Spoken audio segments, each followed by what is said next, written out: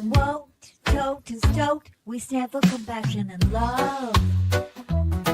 We take care of our planet and the air above. Being conservative is not our way. We give it all every day. We understand what it means to be free. We believe in you, we believe in me. Together that makes us we, and we should all be free. We understand what it means to be free. We believe in you, we believe in me. Together that makes us we, and we should all be free.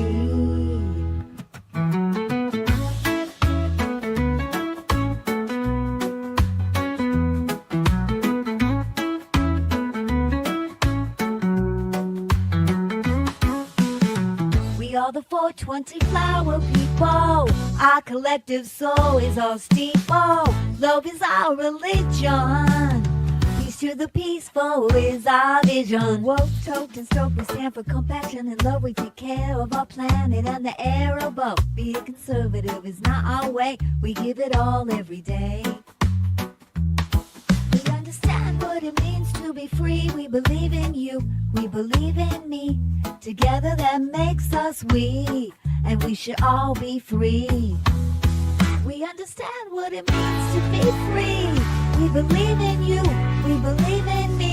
Together that makes us we, and we should all be free. Yeah, we understand what it means to be free. We believe in you, we believe in me. Together that makes us we, and we should all be free.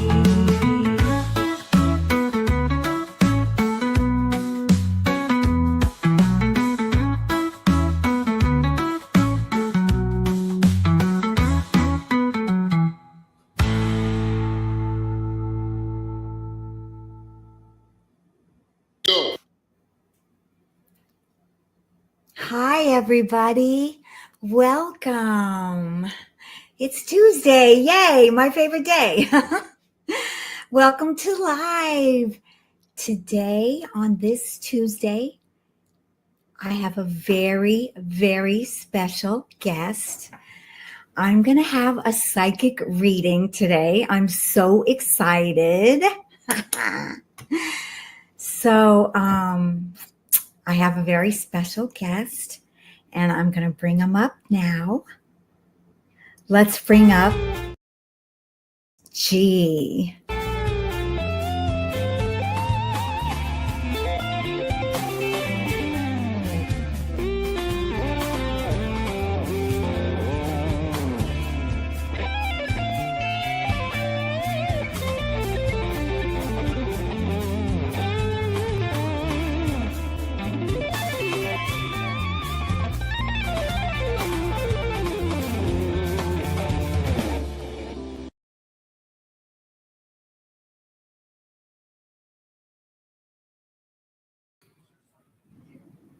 Wow.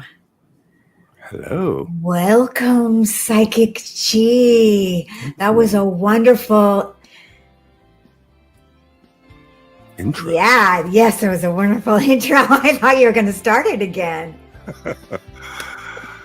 Oh, thank you for having me.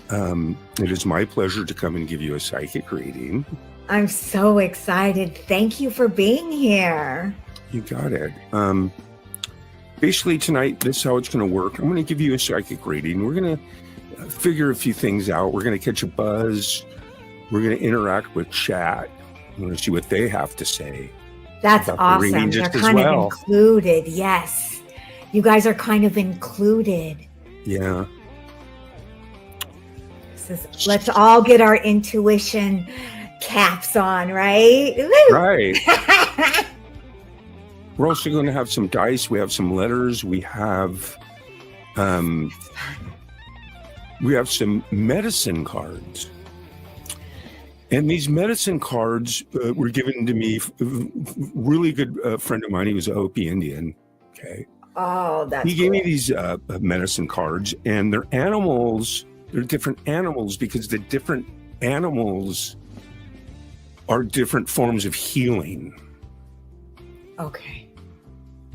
So we're going to use some of those animal cards well, they're actually called medicine cards. Oh, wow. Really good stuff. There's also some numbers on them that are relative to what we're going to be doing. And this reading is for you, Lisa. So I know. So yeah, I mean, I've never had like a reading like this. So this is kind of fun for me. Yes. Yes. well, basically, what we're going to do is all I can really do is provide you with some information, and it's how it relates to you. I can give you Right. things that are symbolic, and you got to remember too, sometimes things can be completely inverted. We can be thinking one thing and it's the complete opposite. Yeah. We don't know. It's just how does it connect with you, and what does it mean to you Exactly. is the Exactly. reading. So we're going to be using those medicine cards in order to find out about the healing and to identify. And we also have what are called oracle cards. Oh, that's fun. We're going to be doing oracle cards with you too. Yeah. Listen, And- Psychic G, could you do me a big favor? I think maybe just turn the music just a teachy down You got it. so I can hear you more and really concentrate on what you're Actually, saying. you know, Because I had it way too loud. okay. So So it wasn't just me. Okay. yeah, Because I was like, oh man, I got to like No, take in I'm- every word, yeah. When I watch replays, I'm like, man, I wish I would have turned the music down. Okay. Okay. So I'm glad I said something. Okay. Yeah. So we're basically going to be using the medicine cards Okay. as medicine, because that's what they are. They're medicine cards with animals. We use the oracle cards to look into the future a little bit and the past. Okay. We're going to answer some of the questions that you have about whatever your concerns are these days. Yes. So you guys, I have I prepared 3 questions for Psychic G. Perfect. So, and then we're also going to use some numbers, some letters, and that's where we need chat too, is because there might be something that we can spell with all these letters. Or always look with the letters. The rule of thumb in the psychic community is basically the longest word that you can make out using the most letters. In other words, you'd rather make a 7-letter word than you would a couple 3-letter words, or vice versa. It's always nice to try to make a long word out of whatever. That one word could really mean a lot, right? Right, Right. right. So right now I would like to say hi to everybody Let's here. do that before we start the reading. Yeah. Fab Daddy is here. Nice. Anne R is here. Yeah, bring those Hi, comments up. Anne. Yeah. Fab Daddy in the house. Fab Daddy, you're going to be part of the reading. Yes. We're going to start the reading in just a few minutes. Everyone in chat, you are part of the reading, so don't go Yes. anywhere. Hi, Anne. Thank you for being here. Pookie, Pookie. Oh, look at that. Fab Daddy. I got to show that. How many Tam. patches? Tam. Hi, Tam.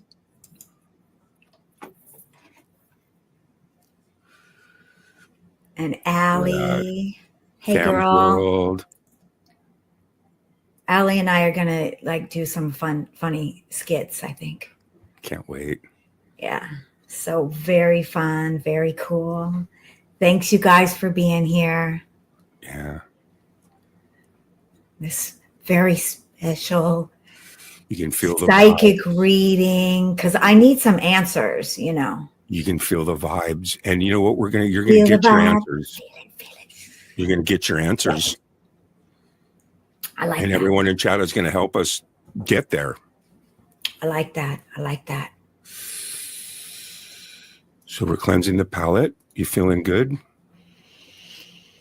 I'm feeling it. I'm feeling good. You feeling good? You feel the energy? I'm building? feeling open to Nice. the spiritual, Sure. energy Yeah. here Absolutely. with all of us, because everyone in the chat room is really spiritual. So here we go. All right. Well, here are our cards. Okay. Over here are our medicine cards, and over here are our oracle cards. Okay. Great. So we're going to use those cards in a few, and then we're also going to give you a little splash. So are you ready for your psychic reading, Lisa Noel? Yes.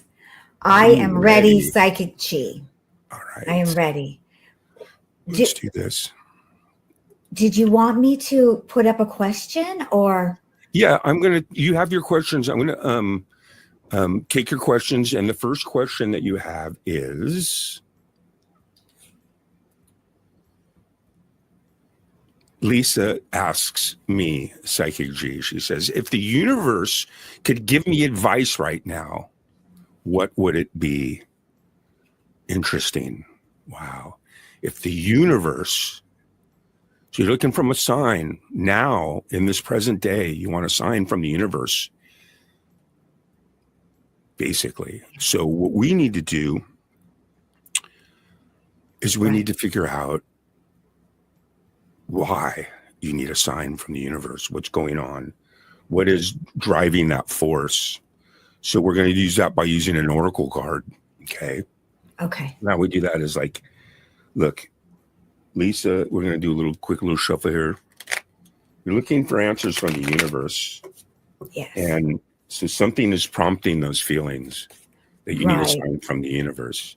Right. I just feel like right at this place in time. Yeah. Is there any kind of advice that the universe could give to me that would help me in my life's journey? Right. Well, let's find out right now. Yeah. And we need to find out what that is and what area, why, what area. And boom, just like that, we get the Knight.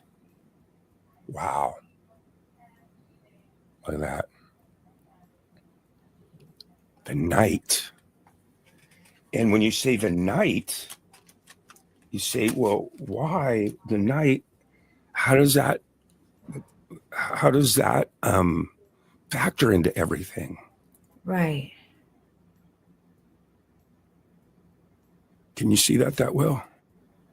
The light's on it a little bit. There you go. That's a little better. Yeah. Yeah. There we go. Okay. Just let that resonate for a second. Okay. Yeah.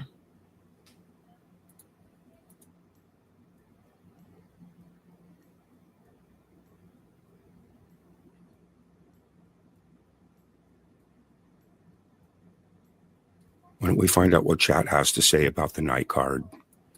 Right. This card is like night, like the day and the night, not like a knight in shining armor. Right. It's the night. It's darkness.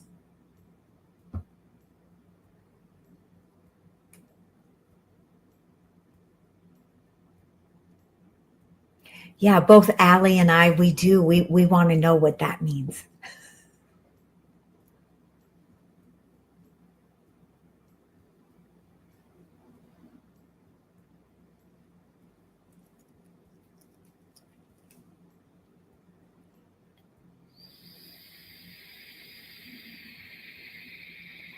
Okay.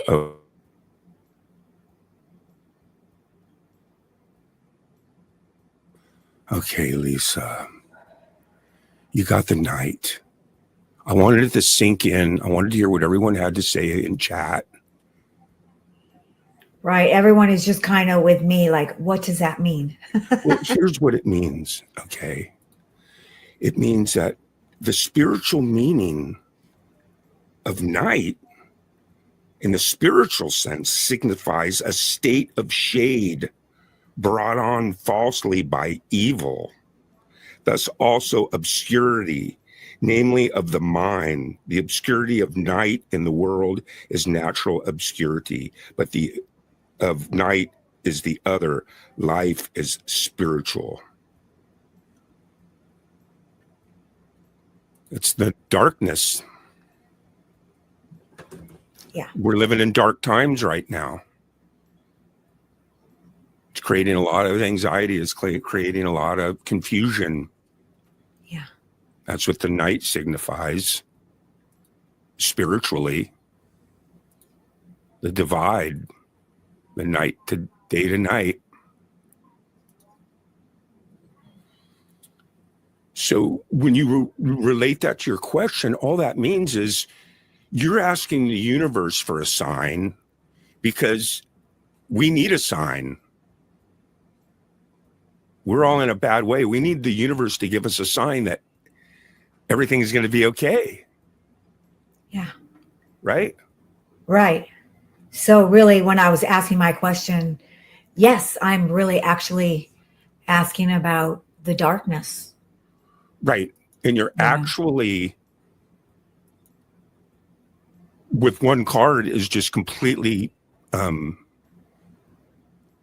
letting you know why you're having so much anxiety right now, man. You're witnessing a lot of negativity is what the problem is.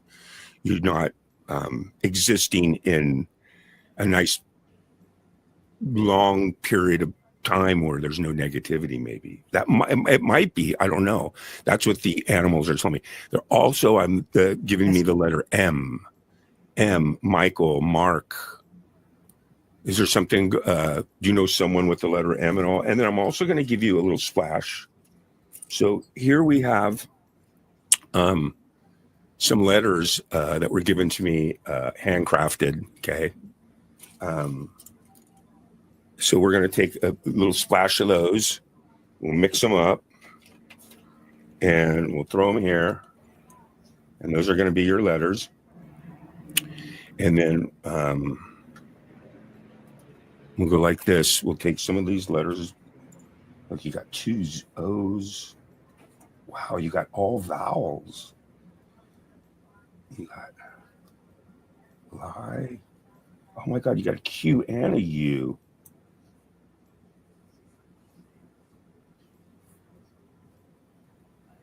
Wow, 2 O's.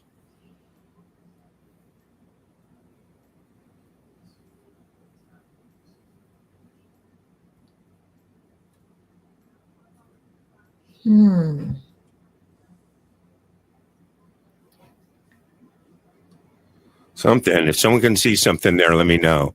Quile, 2 O's and I. You'll get a couple more letters later. But that's going to kind of give us the direction we need to go in. What we do know is that what's going on right now is these evil forces are creating a lot of anxiety. So we got to tap in. And the next thing at this point is we're going to get you a medicine card. And that's how you're going to heal and how you're going to be able to defeat this bad energy that's going around. This is how you're going to do it. Okay. Right.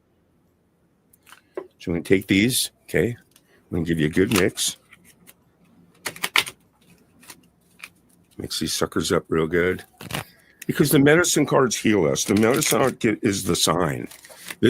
We can't actually say what the sign you're going to be getting, but this is close. This will be probably what a good positive situation be, and we hope not negative. Right. I don't know. So we're going to mix these up. Say when.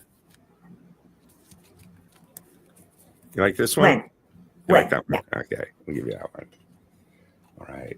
And so, Lisa Noel, here is your medicine.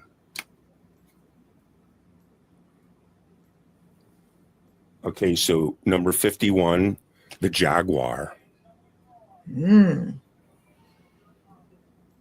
Jaguar. Number 51. And the Jaguar is Interesting. very interesting. So we got the darkness card and we got the... And you're also going to get a couple more letters. So I'll just give you a little splash. Mix them up. Boom, there's your splash. You got an S. You got a D. You got dope. Be nice to be able to spell something really long.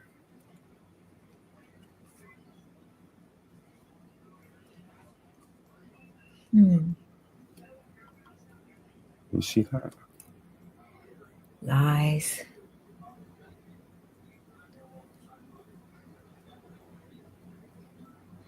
All right, someone can find something out of that. Interesting. Now, isn't that weird? It's like, is there fake lies out there? Is that all that propaganda, that misinformation that's just everywhere on everything? Well, I mean, yeah, it probably is getting to me, yes. Yeah. Because no one, look, what it is in a spiritual sense, we're spiritual people. We want heal. We want great things for everyone. So when we see our fellow humans in despair, it affects us. It's called compassion. Compassion is the sympathetic consciousness to help alleviate stress in another human. You want to help alleviate the stress. Yeah. Have compassion. Yeah. That's the sign you need. But let's dig into this jaguar. Okay. Yeah. We'll put it this way. Jaguars are just like this. The jaguar appears. The jaguar, this godlike being who had once come from the stars and led the Maya to prosperity and the golden era of spiritual understanding. His teachings of love and integrity and the power of a compassionate heart. Wow. Oh. Do you get your answer from the jaguar? Yeah. That sometimes I have there's I think 60 of these cards. I made 60 videos. I made one for each card a long time ago. That's cool because that helps explain. That's great. I haven't made the oracle ones, but my medicine cards, they really mean a lot to me, man. That is your healing. You need it again? My healing is the jaguar represents compassion. The jaguar appears. The jaguar, this godlike being who had once come from the stars and led the Maya. Come from the stars. Godlike creature. Interesting. This is a trippy reading. Let's find out our vibe. What I have here is, let's see, is a vibe dice. Okay. And on this vibe dice, we have some symbols. Nothing too freaky, but some symbols. And those symbols are a shark, a star, a sun, a rocket, a snowflake, and a snake. So we're going to roll this, and boom, we get the sun.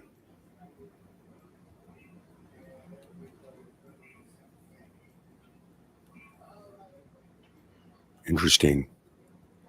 Life.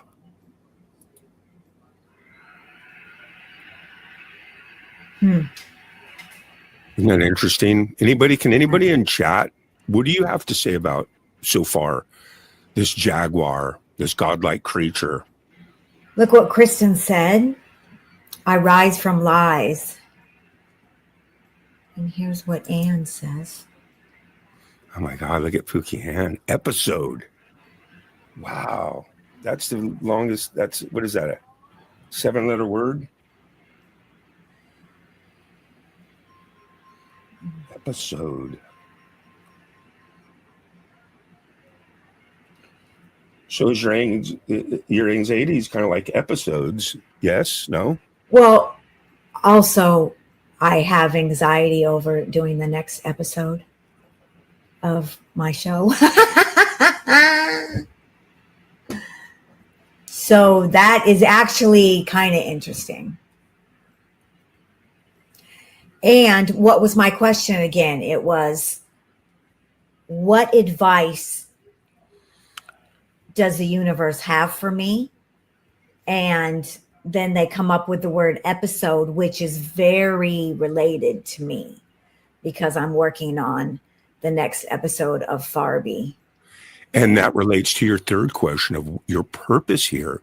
Your purpose here is to keep doing what you're doing, and that's documenting your journey because it's relevant. Probably won't get recognition till 2080.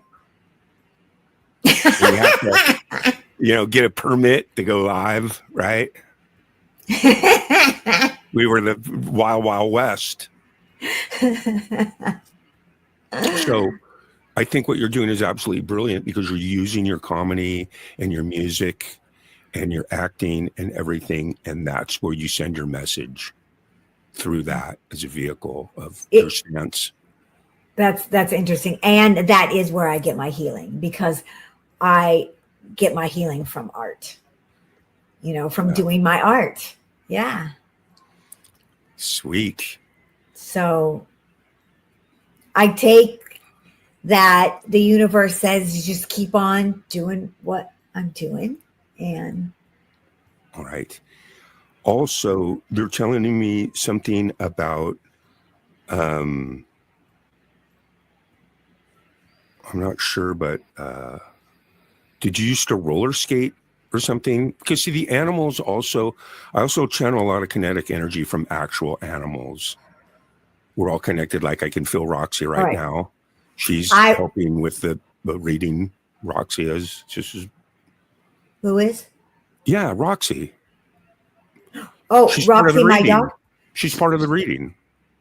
You should see her right now. She's in a meditative state on her back, going like this. She gets on right here next to Yes, because she can feel that your energy is a certain color when it comes to your aura. You know what I mean? That you're. Yeah. It feels good to figure out that we know almost now that it's definitely the figuring out the good versus evil. And if stuff's inverted and what you can do to perpetuate the good. Right. Without getting caught up. I think the night comes to us just because it wants us to be aware, not to get caught up in it. Yeah. You know what I mean?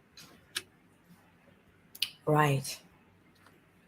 You go out at 2:00 in the morning at nighttime and it's not a good time to be out. No, it's actually, it has been really stressful here in LA with ice here. Late at night, people are always, like every night, they're throwing off in the city these big, huge fireworks, and it all of the car alarms go off, and I have been like really stressed about it, and just it should be because like it's affecting my art. And so then when I see the word episode, that's kind of very interesting to me. Well, and not only that, we also talk about the environment, the negative environment, meaning that psychologically, when someone is listening to like a jackhammer or something loud that's coming from outside of where they live, that creates stress. Doesn't matter who you are, doesn't matter what it is. Loud, obnoxious noises, car alarms going off, it doesn't matter who you are. It's not like you're going to sit back, it creates stress. Yeah. So alarms give me extra amount of stress. Yes. So the good news is we're going to be able to find out what the answer is, what some alternatives are, what something that now that we know what we're looking for and we know what's happening, it's time to dabble just a little bit farther into the reading. And we're going to do that because we're going to pull you another oracle card. I'm going to pull you one more final conclusion medicine card. But before we do that, once again, I'm going to give you a couple more letters. And I'd really, really love to hear from chat too, what they think of this whole situation. So let me get over here. And let me grab. That's interesting, Kristen. Mix them up real good. I'll give you an extra. See, episodic.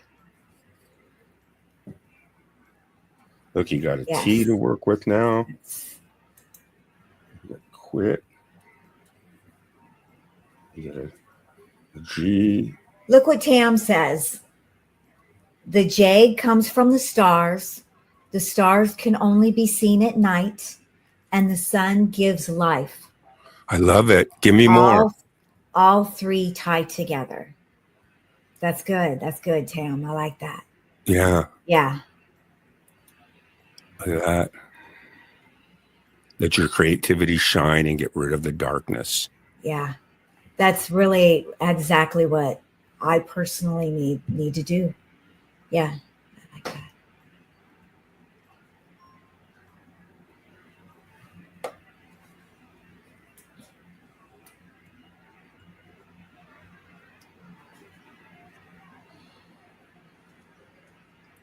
Hi, Helga.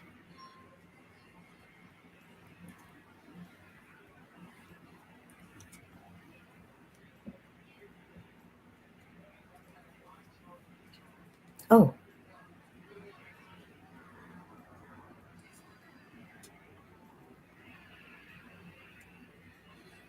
Weird. Quit, sleep, dog. Wow. Weird. You not getting much sleep or something? I have not been getting a lot of sleep. Really? Because the alarms and everything, and then it's been affecting my dog, and my dog has been shaking all the time. And wow. Yeah. And I think maybe I'm turning into a chihuahua too. But yeah, you connected with your dog, so its emotions. Yeah, that's really interesting. Yes, and vice versa.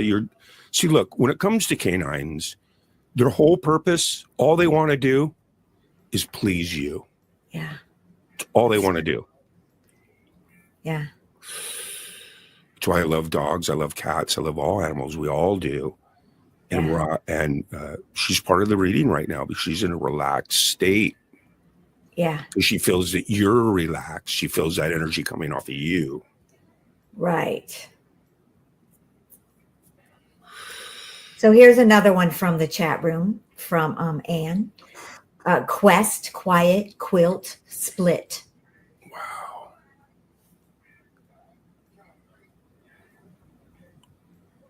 Well, we found out you weren't getting any sleep. Oh, guilt. Split. Guilt.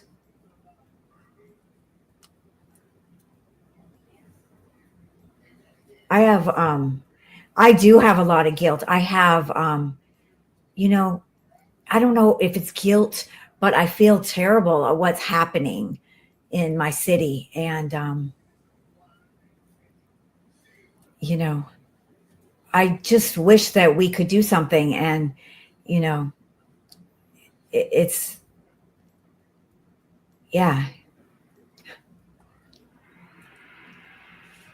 It does make me feel guilty that us white people have it okay. Color shouldn't matter. And it's, so yeah. Guessed.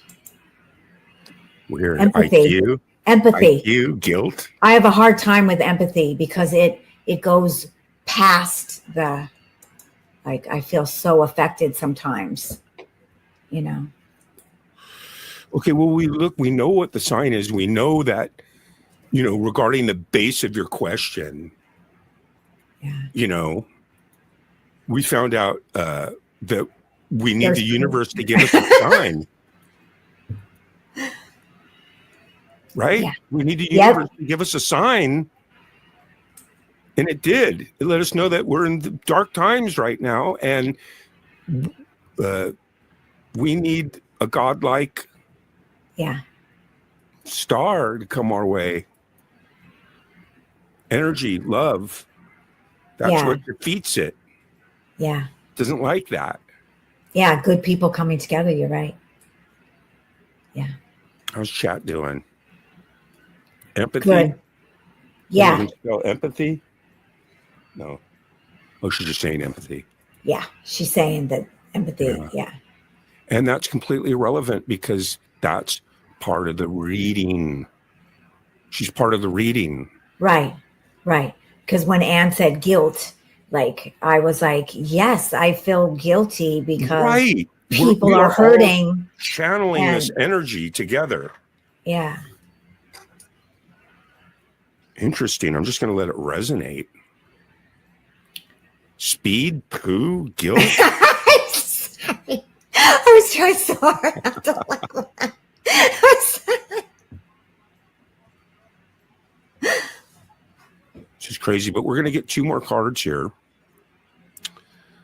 soon, because the question now is, what can we do besides what we're already doing through our art? Right. What are some alternatives to spread love? Right. Right. And You then know? that goes with the other question that I had was, what is my purpose here on earth? Yeah. It's not a very loaded question, just a little question. Well, we're going to give you What that is purpose. my purpose? We're going to, we might even pull you a card just Hopefully for it's that. not. Well, no, look, Mix when that we up. talk about your purpose, probably is going to be more than just one. Right. I mean, Okay. you're right. We all have more than Right. So one we're going to purpose. find out about 1 or 2 of those right now. We're going to go over here to these medicine cards. Okay. I'm going to mix them up. You're going to get another splash. We're getting thick into the middle of your reading. We're smack in the middle of it. We've identified what we're doing, where we're at, where we're going. And it feels good. The chat is interjecting. It's stirring us. It's helping us lead to the conclusions, to the information that we need. So here it Yes. is. Say when. When? That's yours. All right. There it is. There is your medicine card. And then over here, spreading some love, is your oracle card. What is the oracle card again? Oracle cards are past and present. Okay. Like an oracle. Okay. Right. Like a prediction. Right. Say when. When? Okay. And there is your. Oh my God, you don't get to see him yet. Oh my God, I got to smoke a little. I got to channel a little bit. Okay. Because right now the animals, Oh my God. seriously, We were so. they're telling me something about some roller skates or That's what I was going to tell you. skateboard or roller skates or something. Can I tell you something? Yeah. All my life, and it hasn't been that many. You know, I've even been with people who are getting a reading, and people always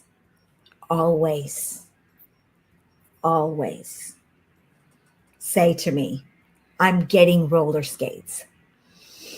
What I think it is that is personally kind of like my style is that I dress all the time like a skater girl. I always wear skater skirts. And I can't think of any other thing because I like don't really skate around a lot. I just wear like skater Wow. girl clothes.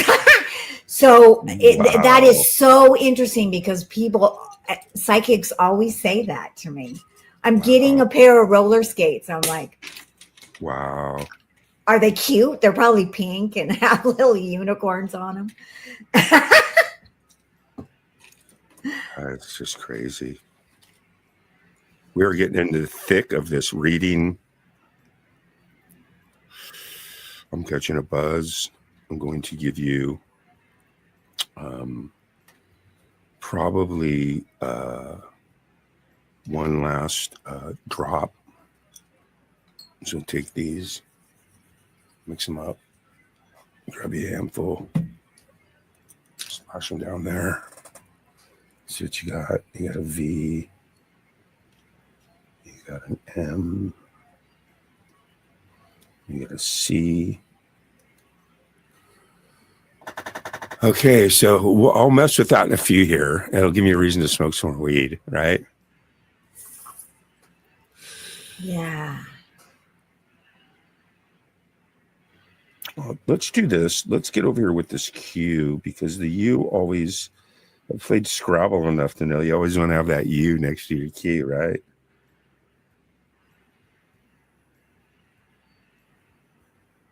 Wow.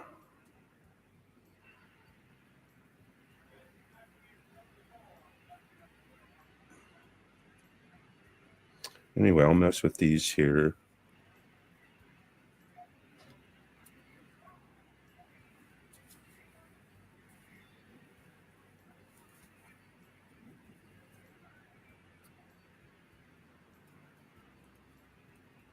You see anything? Does anyone see like a long word?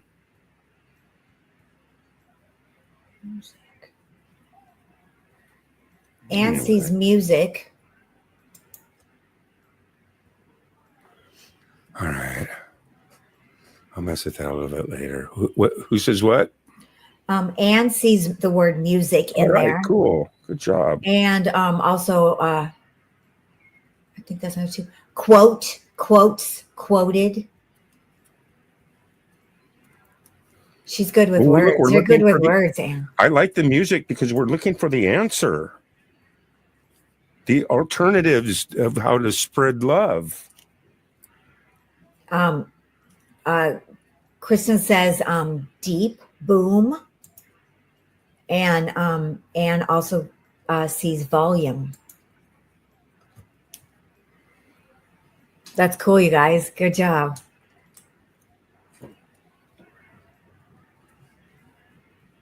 All right, I'm sorry. I hope. I just see little words, dove, pig, pet. Of course, I see my name.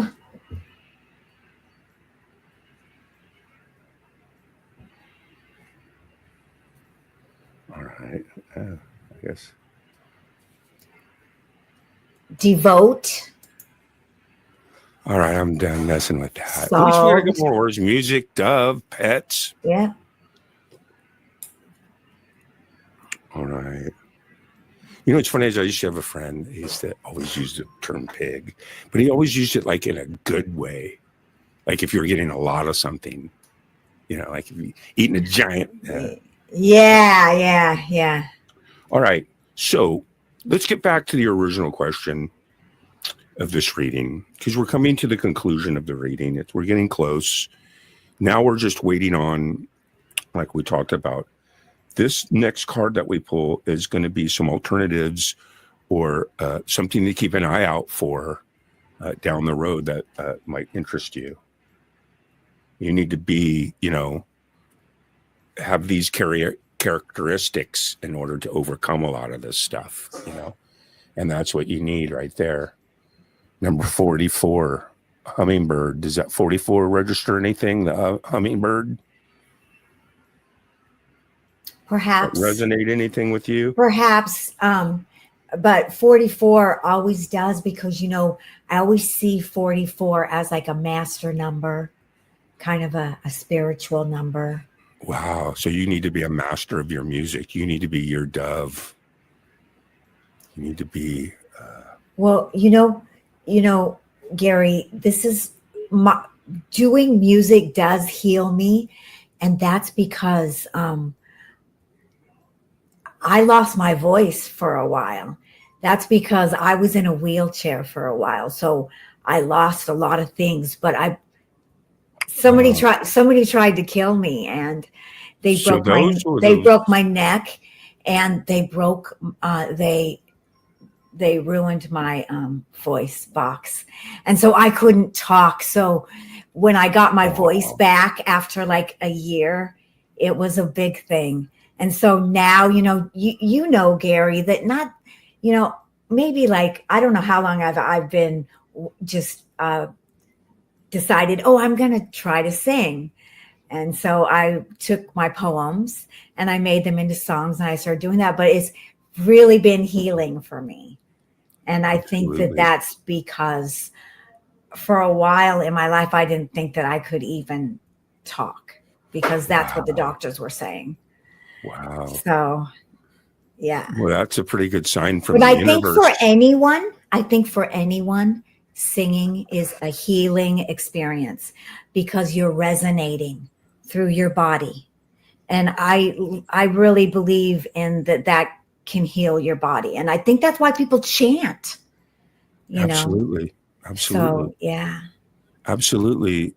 Because when you think of singing, it doesn't matter what religion, what time period. Singing was always a way to invoke the gods, to say homage to the unknown, spreading love into the universe, harmonizing, with the universe. And I think getting this hummingbird card really, really tells the thing, because that's what you need to be like. You need to be like the hummingbird. And you want to know what the hummingbird is like? You ready for this? Yes, I'm ready.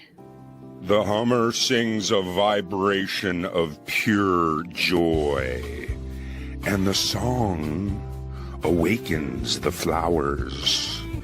The hummingbird can fly in any direction while appearing motionless. You see my cat Seven? Yes. Walking around my table. That was neat. When I used to give my readings a long time ago, I don't do them anymore. I give them all the time. I had a camera down on this giant table, and I just had all kinds of shit. I got copies of it. I used to play some of it sometime. That's cool. And my cat was my co-host. And later, like right now, if Seven was here, you'd see his tail just wagging. His name was Seven. That's awesome. He'd even wag it and hit the numbers, But your pet, your music, your pet, be like a hummingbird. Yeah, and then when they said about the song and singing the praises of joy, and you go to each flower. In other words, tune out all the negative stuff and just adhere to the flowers. Right. All right. So I'm going to give you us flower people do. I'm going to give you your final splash. Okay. Except them letters, handcrafted. Boom. Here's your final. Look, you got a Y, an M, a B. We'll mess with that just a little bit and create some new words. And when you go back and you look at the replay and you see the different words that came throughout. Right. Let it. Those kind of, help resonate too. And then the last card that we're going to pull is what we can look forward to. We're going to kind of dabble into the future and see what the immediate, near immediate future looks like collectively, So when it comes to this situation, what's chat got to say? Anne found another word. You're good with words. You're good with words. Solved. I like that. And here's Rachel. Oh, All right. You can bring up some of those. It'll give me time to work on this puzzle a little bit here.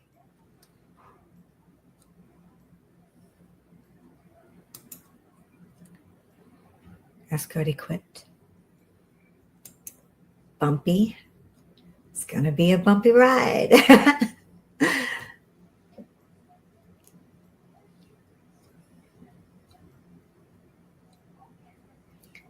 Ah, that's nice, Kristen. I like that.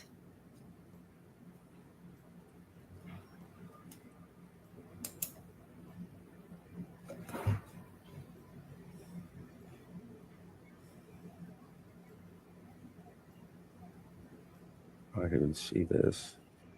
And the dove is neat because that represents peace, you know.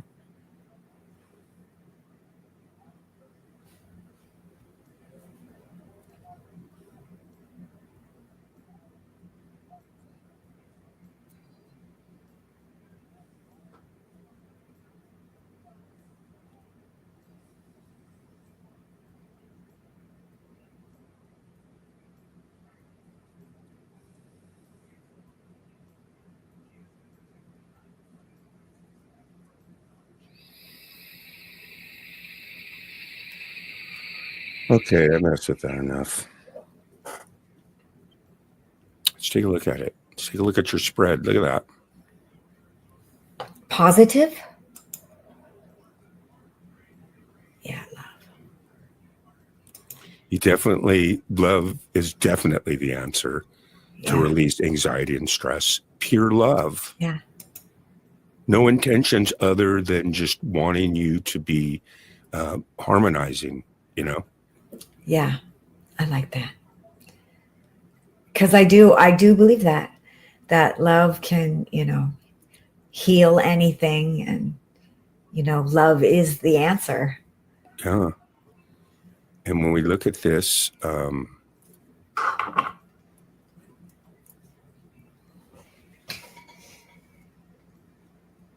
going to smoke a little weed, and I need just like a minute or two, just to catch a buzz and just kind of vibe for this last card.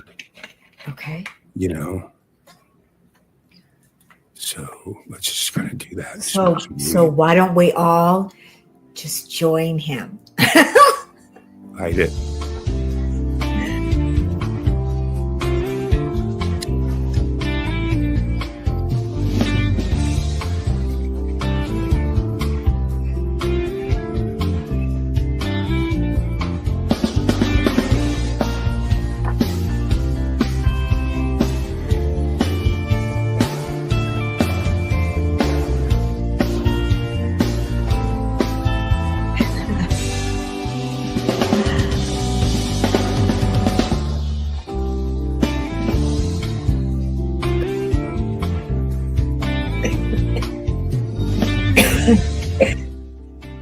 Love you, Rachel.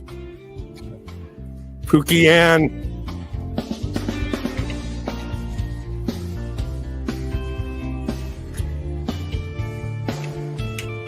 Who else we got out there? Tam. Who's helping us spread love into this reading? Diffuse this darkness. Kristen Kruger, we love you. Feel the healing energy of the animal spirits. Tam. Nice. Rachel Loha, Pookie Ann, get them all up there. I can't see over there. I only see what you put up. Alley Patches. Oh, okay, yeah, I'm let me give it to you. Give it to me. Give it to me. Oh.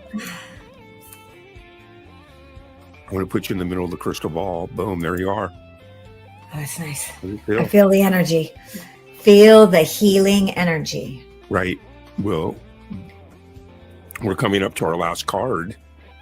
which is going to be interesting. But I just need a little bit more smoke session. I need to just let it breathe. Mind-body connection, complete relaxation.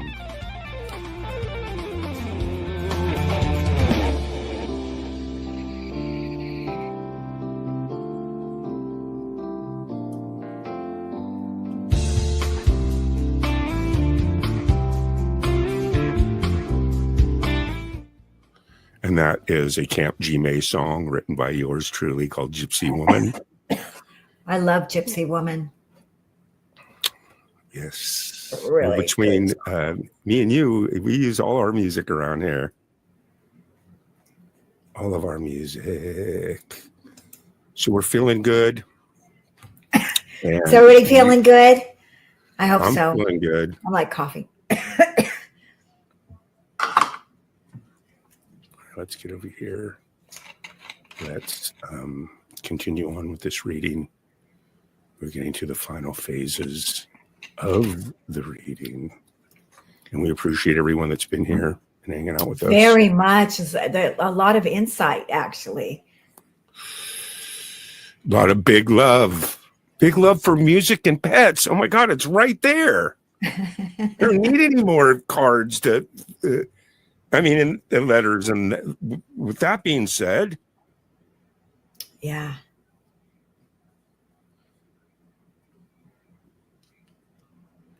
in fact,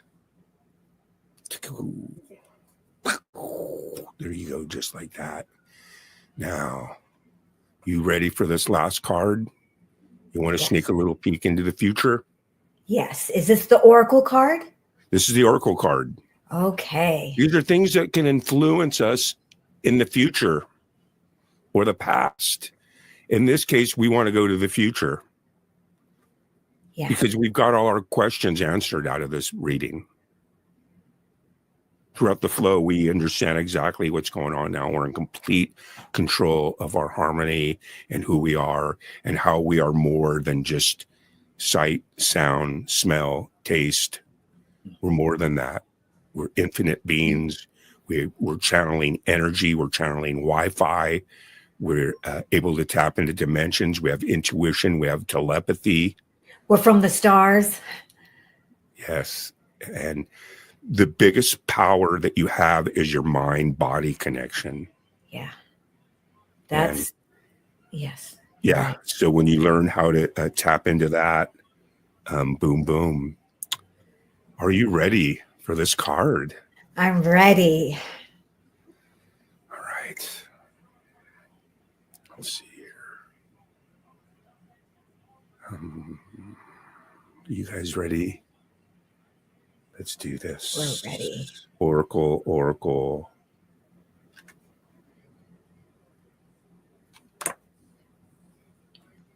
Balance. Wow. Wow is right. Yeah. Look at balance. Look at that hand gesture she's making. Yes. It's amazing. The yin and the yang, the badness, the good, the evil.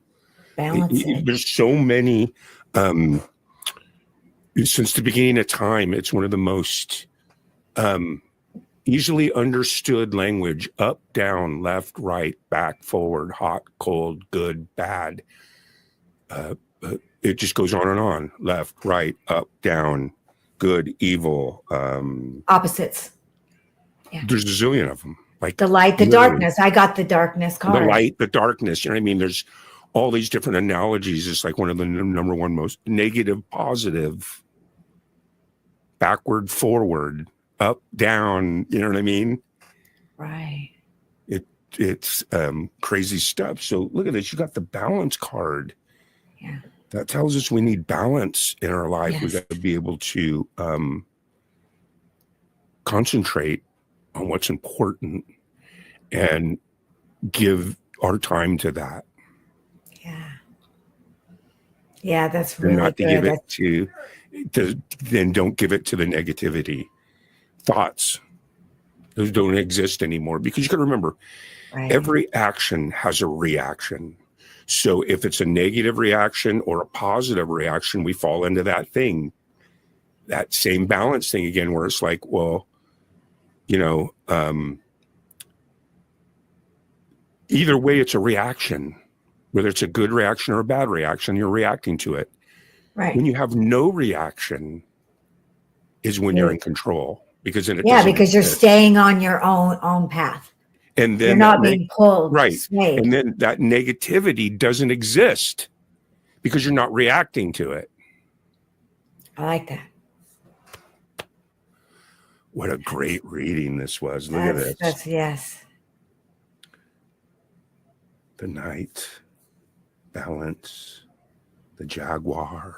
Even, the balance between light and darkness. Even those two cards, the balance between those two cards, even the balance between Jaguar energy and hummingbird energy. Yeah. Yeah. And two opposites, kind of. Environment is real important too. It sets your mood. Environment is everything. Yeah. And you're it writes back down in the middle of practically a war zone, Yeah. So of course there's going to be anxiety. You just got to learn to be like the hummingbird. Yeah. Hummingbirds aperture. They go forwards and backwards. And they use their. In fact, let's learn just a little bit more about that hummingbird. The hummer sings a vibration of pure joy, and the song awakens the flowers. The hummingbird can fly in any direction while appearing motionless. Wow. The song is what is fed to the flowers. I like that. All the flowers are going to appreciate what the hummingbird does. That's nice. Yeah. Wow. That's good. That was a crazy reading. And then we got the sun on our vibe. We got the sun vibe. Let's see. Maybe too, they're telling me that it's just talking about something about there's a place that you used to go, or maybe, I don't know, but something about hiking. You used to hike? Well, kind of, yes. Right. I started during COVID. I started hiking, and it was so healing. Yeah. It was so healing. Yeah. Yeah. And then, of course, with hiking, you always want to make sure you go in pairs. That's just how hiking is. You do. You do. I mean, it's so terrible to have to be like that. But when you live in the city, it's like you actually cannot say to city girls, you know what? You got to just leave your cell phone at home and just go out and take a walk in the wilderness. But that's good. But take your cell phone. You have to, for protection. Just don't rely. Don't, enjoy the wilderness. But yeah. Have you ever, because both of us, we don't live that far from each other. We're both out in California. I'm like the middle of California. You're like the lower half. Right. But we live far enough away where we can't just go travel and see each other. Yeah. You ever get at any point, did you ever have a desire to do the Pacific Crest Trail? Where is that? What? It starts in San Diego, actually at the Mexican border, and right at California.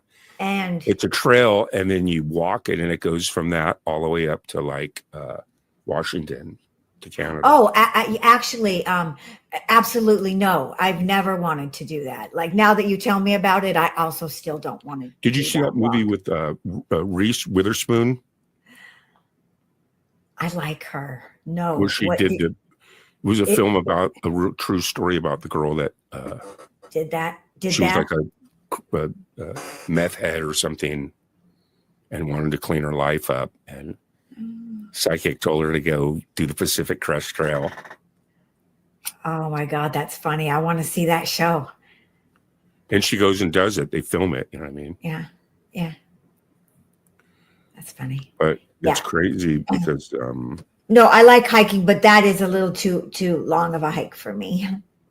I just meant like everyone when they find out about it, they're like, I want to do that one day. Yeah, no, I'm actually, yeah.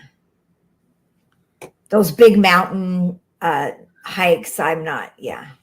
I had a few friends that If it's tried it. too dangerous, I usually I'm like, I'm kind of out. No, it's more physically demanding.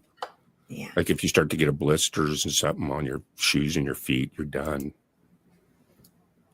Yeah. Look what Thams has to say about balance. Yeah.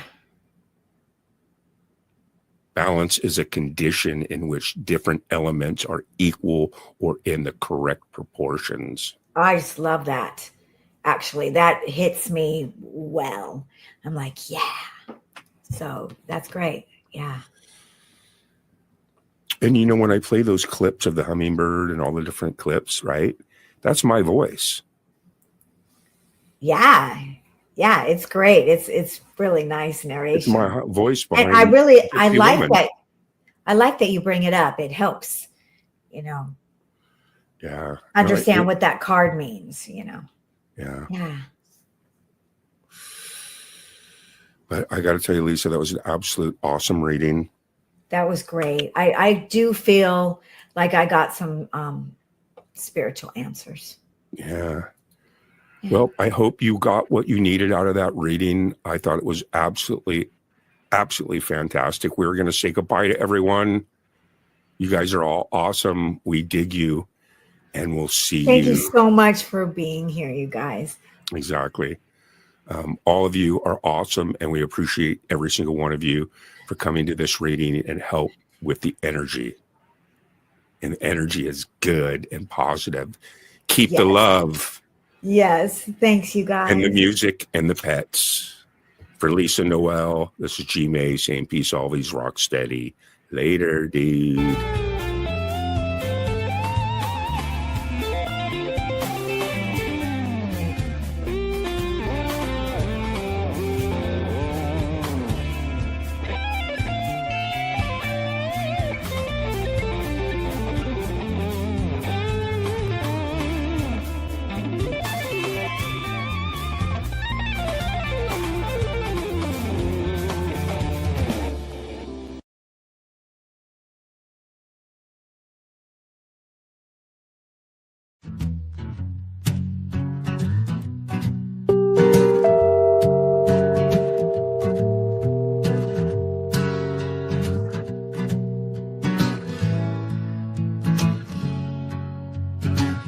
Got a trailer at the end of the road.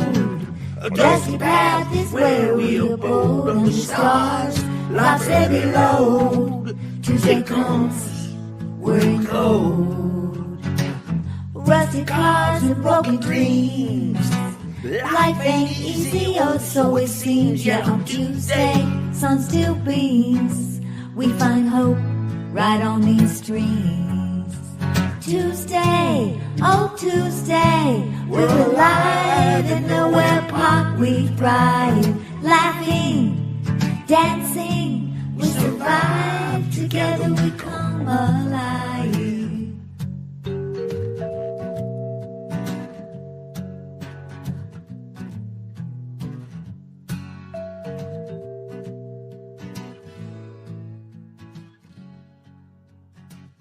Old guitars, they start to hum. Beating drums, we hit and strum. Hi, Allie. Hey, everybody. Welcome. Today I have G-May with me. Hey, G-May. Howdy, howdy, howdy. Happy 420. So we Happy 420, everyone. So, did anyone see the Big Awards? Did you see the SAG Awards? Oh, the saga. These the saga awards. Yeah, did you see them? I They missed were on Sunday. Did you miss them? it. What happened? What are these? The winners? Those are definitely the winners. Yeah, No. What we'll talk exactly? about it. What exactly? Um, Saga. yeah, the SAG Awards. It was on Sunday, and it was pretty inspiring. It was really fun to watch. I personally think that it is definitely an indication of who's going to win the Oscars. Yeah, it was fun. So I mean, they started out the show. The fun thing that they started out the show, they have this. They call it style cam. And you know, at the Oscars, when they take their pictures, they're all stilted. But the style cam, they just let people walk up there, and they're just they just have fun in their outfits. It's really cute. Yeah. Do you think that the industry has changed a lot ever since, like, you have like Netflix and all these different mediums, Hula and this and that, and you can tell that there's a little bit of filming difference between that and how it used to be 20 years ago, right? Well, yeah, I mean, it's so different now, actually.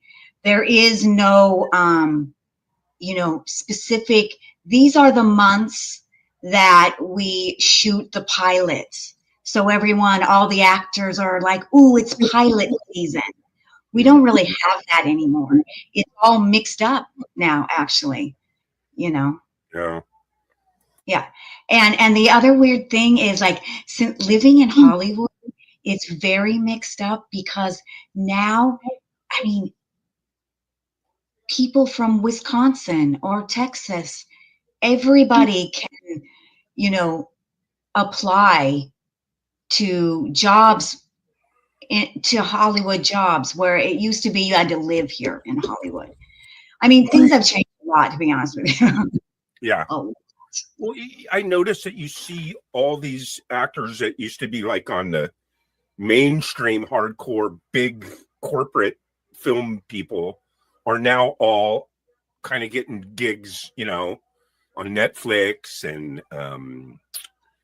Yes. what are some of the other channels that are out there like that are? Well, like, there's like Netflix, like, some of my favorite series right now are on Apple TV. Yeah, it's Fucking rocking series on Apple TV, like Severance. Severance is so good. It's really good. Hulu has originals now. Yeah. Hulu. So, I mean, some of the, like right now. So when they did the SAG Awards, they started out with the actor in film, and who won the actor in film was Kieran Culkin. It was A Real Pain. You can watch A Real Pain on Hulu right now. That's where I watched it. And so, yeah, I mean, they have so many different, that's it, A Real Pain. And I recommend this film. I give this film thumbs up. This is on Hulu? Yes, you can see it. Watch it. And so that's the interesting things with all these different streaming, because you could just look around and you can find the films that you want to see. So what's this all about? I haven't seen this, The Real Pain. Yeah, it's good. I mean, I recommend it. So I watched A Real Pain. I actually was in the mood for something super exciting, right? But this is more character driven, about two cousins that are completely different, and their grandmother died, so she left them money to go to Poland to go on this tour, this Jewish tour on the camps. Interesting. Yeah. And it's really character driven, and it's really good writing because, without showing a bunch of past scenes, they build Kieran Culkin's character. Like we could really halfway through. They haven't shown us any past, but we have built what his character is like, and that's good writing. You know what I mean? Yeah. I have Yeah. to have good writing. You know me, and it's just like, I think the last time that I actually went to like an actual movie theater and watched a movie, me and Natasha went, and you're not going to believe this. We went and saw 50 Shades of Grey at the movies. Well, when that come out, like Yeah. years ago. Yeah. Was it funny? Yeah. And, and then before that, I took my nephew to see like some Tarzan movie. And I can't take the CGI. I need good quality acting and drama. I don't like, Aquaman where it's just all CGI. I just not Right. Right. That one looked like a fucking video game. I didn't see it, but from the ad for Aquaman, it looked like a video game. Yeah. And So good. everyone knows how I feel. I want the Godzilla in the rubber suit. I don't want the CGI Godzilla. You know what I mean? Yeah. Yeah. So this room, that was pretty cool. Yeah. So A Real Pain. So the interesting thing is, so this is what there's like two kinds of actors. There's like the actor who can play parts that are so different from them. And then there's the actor that is so good at playing who they really are. And I think that Kieran Culkin is really like this character. And you could really tell when he gave his acceptance speech. And He's just out there. he won an award for this, huh? Yeah, he won Best Actor. So I recommend A Real Pain. It's very good. Jesse Eisenberg, the other guy in it, he wrote it. And you can tell, he's the Jewish dude. He's the conservative, shy guy, Yeah. And he said that he hired Kieran Culkin only strictly because his sister told him to. And he said that he highly respects his sister. So Kieran Culkin, when he was accepting his award, he thanked Jesse Eisenberg's sister for recommending him. And it was obvious she recommended him because he is exactly like that. So yeah, see that movie. It's good. It's good. Yeah. It's really down to earth. Don't expect a lot of exciting things to happen. It's just very character driven. Yeah. Yeah. And then so the next one that won in the order in the SAG Awards was actress in a series, which is Shogun. I did not see Shogun, and I don't have a photo for Shogun, but it's Anna Sawai, and she's that beautiful young girl, and it's great. Shogun has been just every year. Shogun wins. Fucking, Wow. It is like I've never just even heard of huge it. production. Do you remember the Shogun with Richard Chamberlain when you were younger? Do you remember that? Kind of. Richard Chamberlain. No, Now they redid it so that not all white people are playing the non-white parts. So yeah, so that wins a lot. Then the actor in a series was also Shogun. The female comedy in a series was Jean Smart. Do you guys like Jean Smart? She rocks in Hackers. And I do not watch Hackers, I'm so but I wish I did. I'm so I out of think- the loop, Lisa. I'm out of the I loop. think Hackers, the reason I don't watch Hackers, which is really tough when something is on HBO, because I don't have HBO. So I don't get to see that one. But I do see Only Murders in the Building. I watched that. That's on Hulu. And Martin Short won male actor for comedy series. And they all talk in this. Selena's really cute in it. Who doesn't love Steve Martin, right? I love Steve Martin and Martin Short. And together they rock.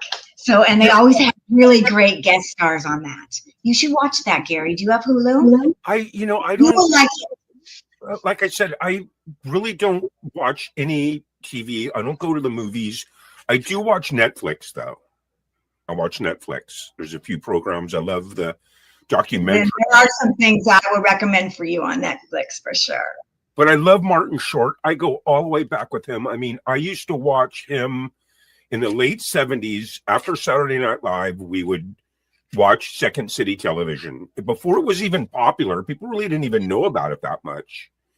And I just loved it. The characters that he played on Second City TV, Jackie Rogers Jr., freaking, oh my God, just love him to death. Yeah, I love them. So that is, I thumbs up on that series. Watch that series. It's really cute. So what's this only birds in the building? What's the premise? So they all live in New York in this old, expensive, like, posh building. And so they've had two seasons. And I don't want to give it away. It's about the first season. There's a murder in the building, and then these guys don't really know each other, so they all get together and they have this murder podcast. And then there's another murder in the second season that comes up, but it's like a kind of an over the top comedy. Yeah. Well, you got some cool people hanging out with us in the chat room. I see Allie Patches in the house. Hi, Allie. Rich New Design. Hi, Rich. Cool. Seven Thank Dust. you guys for being here. The Art of Floundering is here hanging out with us. Has anyone seen any of these movies we're talking about? I haven't seen any of them myself. Chime in if you have, please. Yeah, So the next one in the line was female actor in a comedy series, and that's Jessica Gunning in Baby Reindeer. I don't have a picture of that either because I don't watch it, so I can't really talk about it, but it looks fucking over the top hilarious. It's about a stand-up comedian who is kind of crazy in his own self, but then he gets a stalker who won't leave him alone. It's a true story. Wow. He wrote it, a true story that has happened to him. So I kind of really want to see this series. But I haven't. I like stalker movies for some reason. I don't know what it is. I'm saying, like,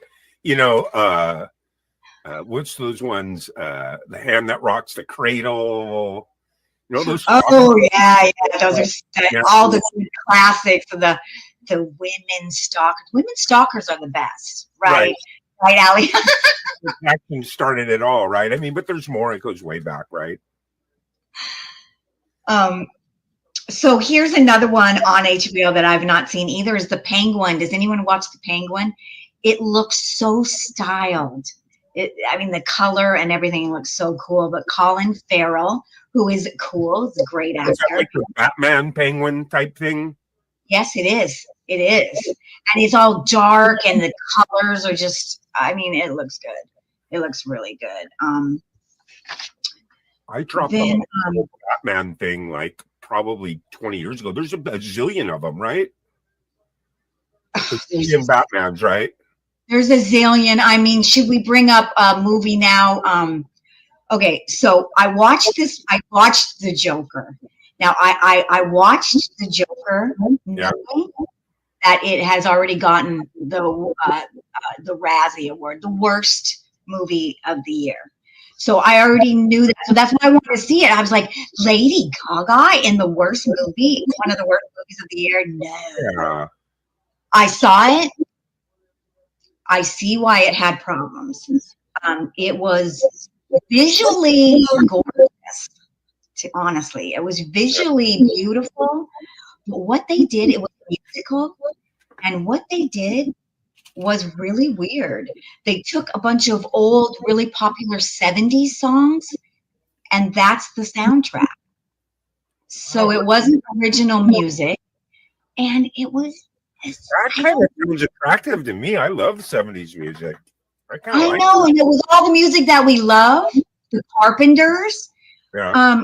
It just didn't. There was something that didn't fully do it, and so I like after I saw it, Yeah.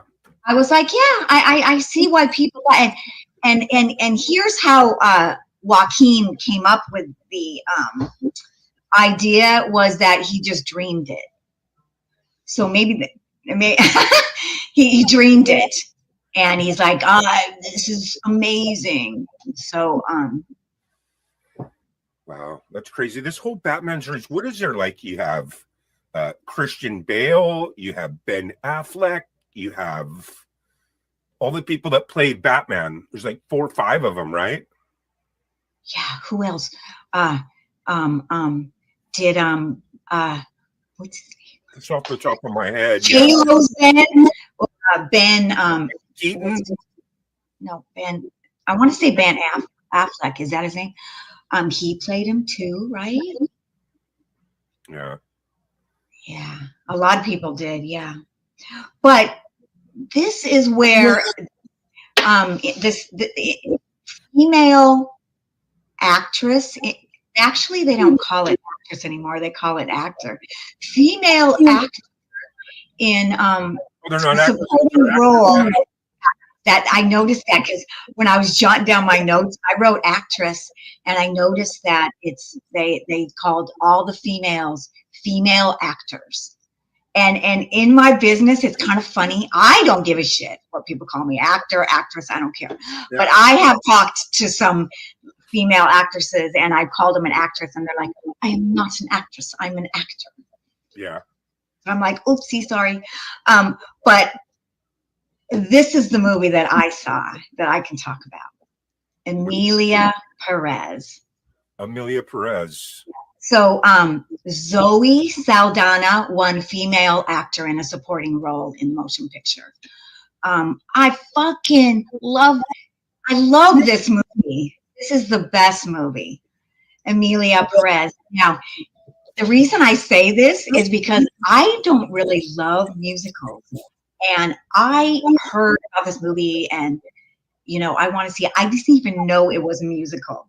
So I'm watching this movie and I'm watching it and it starts in the singing. Huh? It's a musical? Yeah, it's a musical. And they start in the singing and I was like, and about halfway through, I loved it. And the one thing is musicals always take me out of the storyline. I was never taken out of the storyline in this. Everyone was so good in this film. Wow. I loved it. I mean, I highly recommend this film. Without giving it away, I mean, just what was the premise? Is it like boy meets girl, boy loses girl? No, the premise is basically, well, it's set. The premise is the Mexican cartel. Okay. So it's the Mexican. And musical. here it is. Here. It's all about set in the Mexican cartel, and this is what it's about. If you're stuck in a place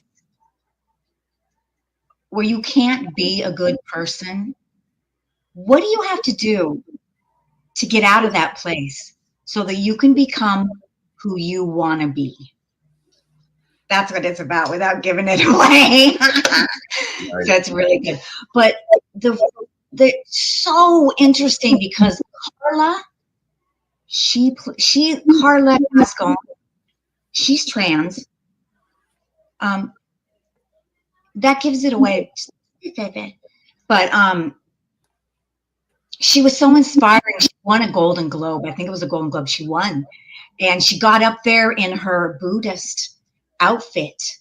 And she was like, she said what I said. Everyone needs to do whatever they have to do to be who they are so that they can be the best person that they are. Right. And I think she inspired a lot of people, right? So a lot of people, Carla Gascon looked into her and stuff. And that screwed her up. screwed her up, man. So big controversy. People unearthed all of her negative comments and posts that she made. They're really elitist. They're really racist. And she's been kind of banned. She wasn't even at the SAG Awards. Who's that? She's Carla Gascon, who played the lead in Amelia Perez. She played the lead, and she wasn't even there because she has so much bad publicity now. Basically, she was sued. So, I mean, in a weird way. I mean, yeah. So, yeah, that was interesting. But that is a great film. It's done by a French guy. Yeah. It's unfortunate, I haven't I seen that. don't want to get off on a tangent, but Oh, yes. the actresses are here to entertain us. Sometimes when they start getting doing things that are up and beyond that, you know what I mean? It's like, oh, just stick with acting, Anyway, that's unfortunate that she got in a bunch of trouble. I don't even know who it is. But. Yes, because I was super inspired. I was like, oh my God, she's gonna be such a cool person. And it's kind of heartbreaking when you're like, oh my God, this person's gonna be so inspiring, and then they turn out to be just super shitty. Yeah. Like, oh, I'm gonna it. But for me personally, when I think of movies, man, I have my favorites, my all time, and usually most of them are films from like a long time ago, where you're like, wow, that was say that. Like, have you ever heard of a movie called The Cincinnati Kid with Steve McQueen? I mean, with Paul Newman. It's called The Cincinnati Kid. It's got Anne Margaret, Carl Malden, Cecil B. DeMille. Oh my God, it's just like one of my favorite movies of all time because the acting, it's like a card movie. It's like set in like the 30s Depression area, and they played this game called Cincinnati. It was a card game that they played. It was really hard to cheat, and all these underground games, and just, man, when you actually look, they don't rely on CG. They don't rely on sex and violence. They rely on just good old-fashioned acting, and I love that. Right. So that's why I'm kind of out of the loop, because like I said, if I do go to Netflix, I just watch the reality stuff and the documentaries. Right. You know what, Gary, I would recommend, but I don't think you have Apple TV, but you would love, if you see something and it's from a novel, it's usually really good. This is from a novel. It's called Disclaimer, and it's Kate Blanchett, and she rocks in everything she does. Yeah. She was up for she just didn't win it, but she was up for leading lady in a limited mini series. Disclaimer. Oh my God, that's exactly what you're talking about. The writing is so good. The writing is so good with that. Yeah. And then there's the movies too where they just really freak you out, where it just leaves an impression on you. Like, still to this day, I can't watch The Exorcist by myself.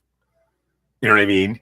You get up, you lock the door, you're like, yes, it's just that. I know. You know what I mean? It's so good. It's so freaky. So good. So good.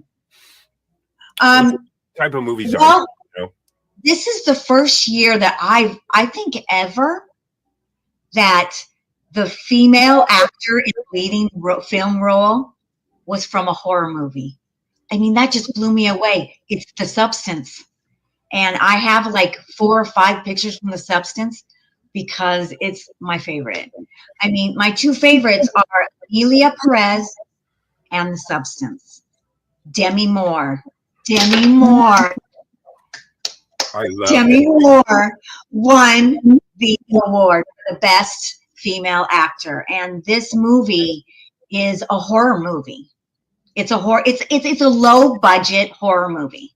Oh my God, I love it. But it's psychological, so when you see it, don't expect to see like, a lot of crazy crazy horror scenes. It's more psychological, Yeah. but it's about Hollywood.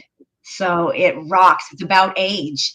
It's about, a woman dealing with getting older Wow. in Hollywood That's and, Yeah. getting left behind. I think the last like super corporate mainstream thing that she played in was like Charlie's Angels or something. And that was a big comeback for her because I think she got kind of banished out of Hollywood or something. I'm not sure, but I remember hearing something about that. To hear her come back and get an award, that's pretty cool. What happened was she married Ashton Kutcher, right? And she drank. She, her and Ashton, they tried to have a baby, and she had a miscarriage. She was 6 months pregnant, lost the baby, and she just had a lot of problems. And then she got heavily into drugs, and they broke up. He cheated on her. Do you remember that? And that was embarrassing for her because she was always. That's when she was going on line all the time. I think it was YouTube. I can't remember, but she would always like do like these lingerie stuff, and she would always be like, "This is what Ashton gets to screw every night." Oh my God. It was all, but she wasn't thinking. She was right. airing it out. What? She was Yeah, airing I it mean, on the internet. yeah, you don't remember that? All that? Her and oh yeah, oh my God, that was like so long. And then so when they got a divorce, she kept partying, but then she almost died because she was having a party and she did whippets. She was doing wine. She was doing like 12 Vicodin a day, and she almost died. She passed out. They had to take her to the emergency, and she cleaned up. And it's so great to see somebody come back, right? Yeah. So now she won this award, and I think she's 62. Wow. Echo, how old is Demi Moore? Demi Moore is 62. Is that Alexia? Yeah. Glad she's here with us. So if you need to ask her anything, she can help us. I like Debbie Moore. One of the reasons too is because I don't know that much about this and that, but I did watch, and I know that she treats her ex-husband Bruce Willis, who's suffering from dementia. She treats him really, really well. They got a good relation. She's really compassionate towards that. And I saw her. They were roasting him before it got real bad, and she came on the roast, and you could tell that they still. It's not that they love each other, but they have respect for each other. Absolutely. But she was roasting him, and you could just tell that They have a good relationship. she was a cool person. They're down to earth. You know what I mean? Yeah. So it was really good to see that. The Room is my favorite movie. The Room. You mean The Room that was voted the worst film ever made? Really? And she's Yeah. in it? No, she's not in that, but I'm just looking at the Art of Floundering podcast. And Oh. it said, and Let me get over but that. the room is interesting because I'll tell you why The Room is interesting. Because James Franco made I can't remember what year, The Disaster Artist, about The Room. And I remember when that guy who made The Room, he was trying to get that movie out everywhere. I remember he was renting out, he's rich. He was renting out all the little spaces and trying to get people to go to that movie. It was the worst movie ever made. Wow. But The Disaster Artist, so James Franco makes The Disaster Artist, and he's booming. He got the Golden Globe too, I think, and he's ready to set up to get the Oscar, and he was Me Too'd. Wow. He was teaching at the acting school that I went to, which is called Playhouse West, and he was, sleeping with all the women, and he would be like, "Okay, this is a orgy scene. We all have to really do it." And I mean, they were doing some bad stuff there. Yeah. So he was called out and he was dropped. He didn't get the Oscar. It was just like Carla Gascon, exactly the same thing. So that's kind of an interesting, yeah. Look, Rich New Design says Val Kilmer. And I got to tell you, I love Val Kilmer so much because he was probably the sexiest. He can do so much, man. He plays Jim Morrison. He plays Doc Holliday. And just to be an actor to go from Jim Morrison to Doc Holliday and nail it.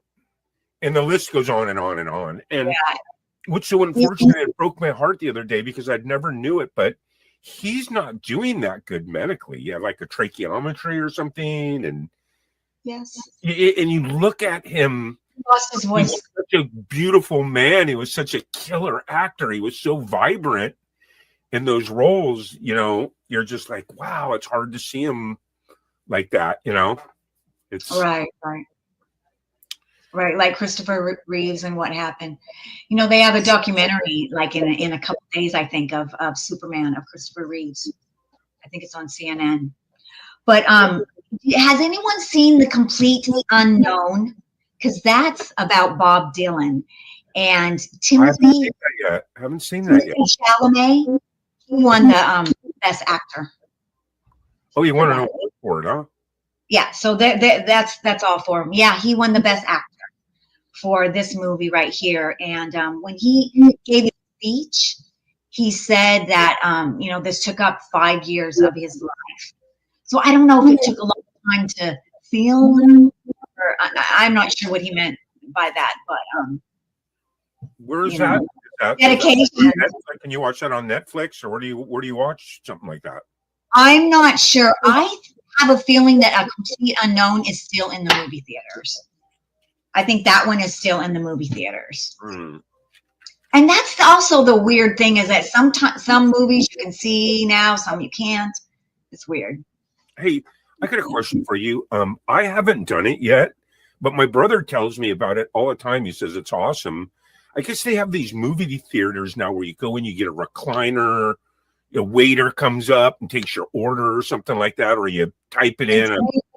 You can have drinks, cocktails. Yeah, he says it's really expensive though. He goes, you go there, it's like $100 or $200 easily. You know, you another. Oh, I didn't know it was that expensive, but well, I mean, it could be like a steak dinner and meals and exactly. See, that's a fancy, yeah. Yep. You done that at all? Only one time with Dina. Remember Dina? Yes. On my birthday, she took me to one, and we had cocktails, and I felt weird, like getting really slammed at a movie theater. But of course, you know, smoking is more my thing. I would rather like smoke and watch a movie. But yeah, I've done it. It's kind of weird. Yeah, and you know, I think they're just trying to do everything they can to get people back to the fucking movies. You know. Yeah, and you know what too is they're doing what they can to get people to the movies. You know, in the theaters. Yeah, and the drive-ins. I haven't been to the drive-ins in a long time, but you guys, do we have drive-ins? Like a little speaker, and you hung it in your window. Remember that? Yeah, they brought it back during COVID. Do you remember that? We had some, and it was like, I mean, it was really kind of special. But I think they closed them down. Yeah. Because they were not at venues where they were always, you know, they were at weird venues. They were pulling into like me and Natasha. 25 years ago, me and Natasha would go to the drive-ins, and I have like one of those you know, Ram F-150 gigantic trucks. It's real high. Oh yeah. And I'd put a queen size mattress in the back bed, and I'd back up, and we'd be in there on a queen size mattress in the back of my truck with just tons of pillows and our own popcorn, and we'd go to the drive-in. That's people that are backed in with their truck. Yes. Yeah, we did everything at the Love drive-in. going to the drive-ins, man. We used to go. We used to party in the 70s. The drive-ins was like the funnest thing to do. You know. It wasn't just the 70s, the 80s, the 90s, but then, I don't know. When did we? I think it's about the 90s that they got rid of them. So Early 90s. So this complete unknown, it's just pretty much like what, just the Bob Dylan story, basically, right? Right. It's Bob Dylan's biography. It starts when he hasn't made it yet, and it How old is he now? Ask Alexia how old he is. who? Alexia. Bob Dylan? Yeah, Echo? How old is Bob Dylan? Bob Dylan is 83 years old. He's 83. Wow. Yeah. So this is another one that I definitely want to see, the complete unknown. Yeah. Nice. Yeah. Here's another one that I also want to see because I love her. Is she was up for a female actress and she didn't get it, but it was so fun that Demi Moore was up for it and Pamela Anderson. Pamela Anderson was up for Best Actress for Showgirl. And I really want to see Showgirl too, but that's still in the movie theater. And that's about a showgirl. That's about Vegas. That's about how they're closing all the big shows, and she's a showgirl losing her job. It looks good. Looks good. So, and I love Pamela Anderson. So she's on this kit. I Know about love this? that. Do you know about her kit that she's on now that she never wears makeup? I watched And that. Yeah. So she looks beautiful without it, but yeah, I that's think- her thing now. I think she looks absolutely gorgeous as she's aging. She doesn't need any makeup. She's gorgeous, man. And that's it.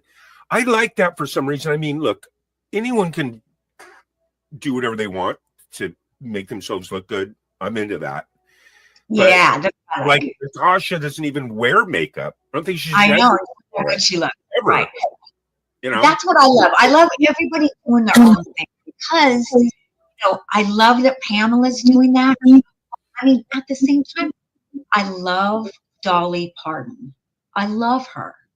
Fuck, how old is she? Jesus. Echo, how old is Dolly Parton? Dolly Parton is 77 years old. She was born on January 19, 1946. She, in Center, Tennessee. 77? yep, she's 77. Well, she's still got some kick in her. I thought she was probably a little older. I thought she would be a little older, but yeah. Have you seen her outfits? She has the best body. And Jane Fonda has the best body too. And so speaking of Jane Fonda, during the SAG Awards, Jane Fonda was so inspiring. She won a Lifetime Achievement Award. Yeah. I love And Gary and I, we tried to download her speech because I wanted to play it because it brought me to tears, to be honest with you. But she was just talking about how we all need to, rise up. And she said, and by the way, that just means we care about one another. She just rocked her speech, man. Look it up. I'm a big Jane Fonda fan because, for starters, we all know that she comes from that Hollywood family bloodline, but she's in the beginning, and when you watch these movies that she's in from like the 60s and stuff, right? Awesome acting. She's really, really good. And her life was such a killer life. She's what, 87. She's gone through all these different phases where she's, taking drugs, smoking weed, activist for, civil rights, to, hey, I partied real hard. It's time to get healthy and exercise. She went through all these different phases, and I think she's just a beautiful person. I really do. I love her. Right. Her, if there's anything And it's so interesting. She is kind of responsible for us getting the VCR too, because of all her tapes. She promoted that. But I think her, the bruise on her is just when she was doing her activism is when she went to Vietnam and she sat on a commie tank.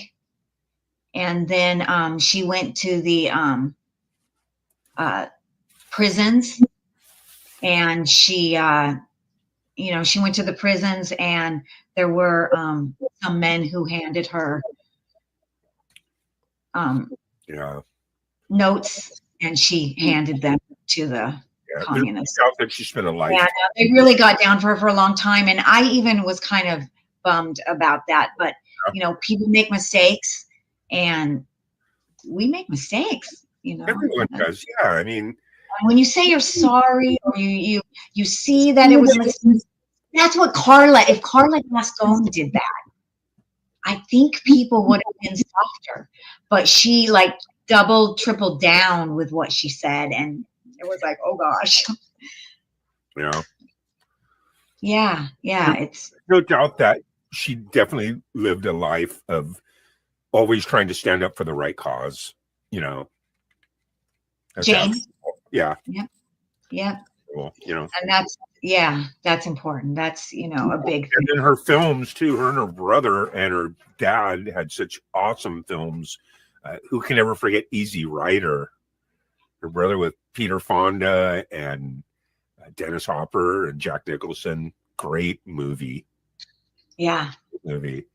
He's like, hey man, we're eating their food.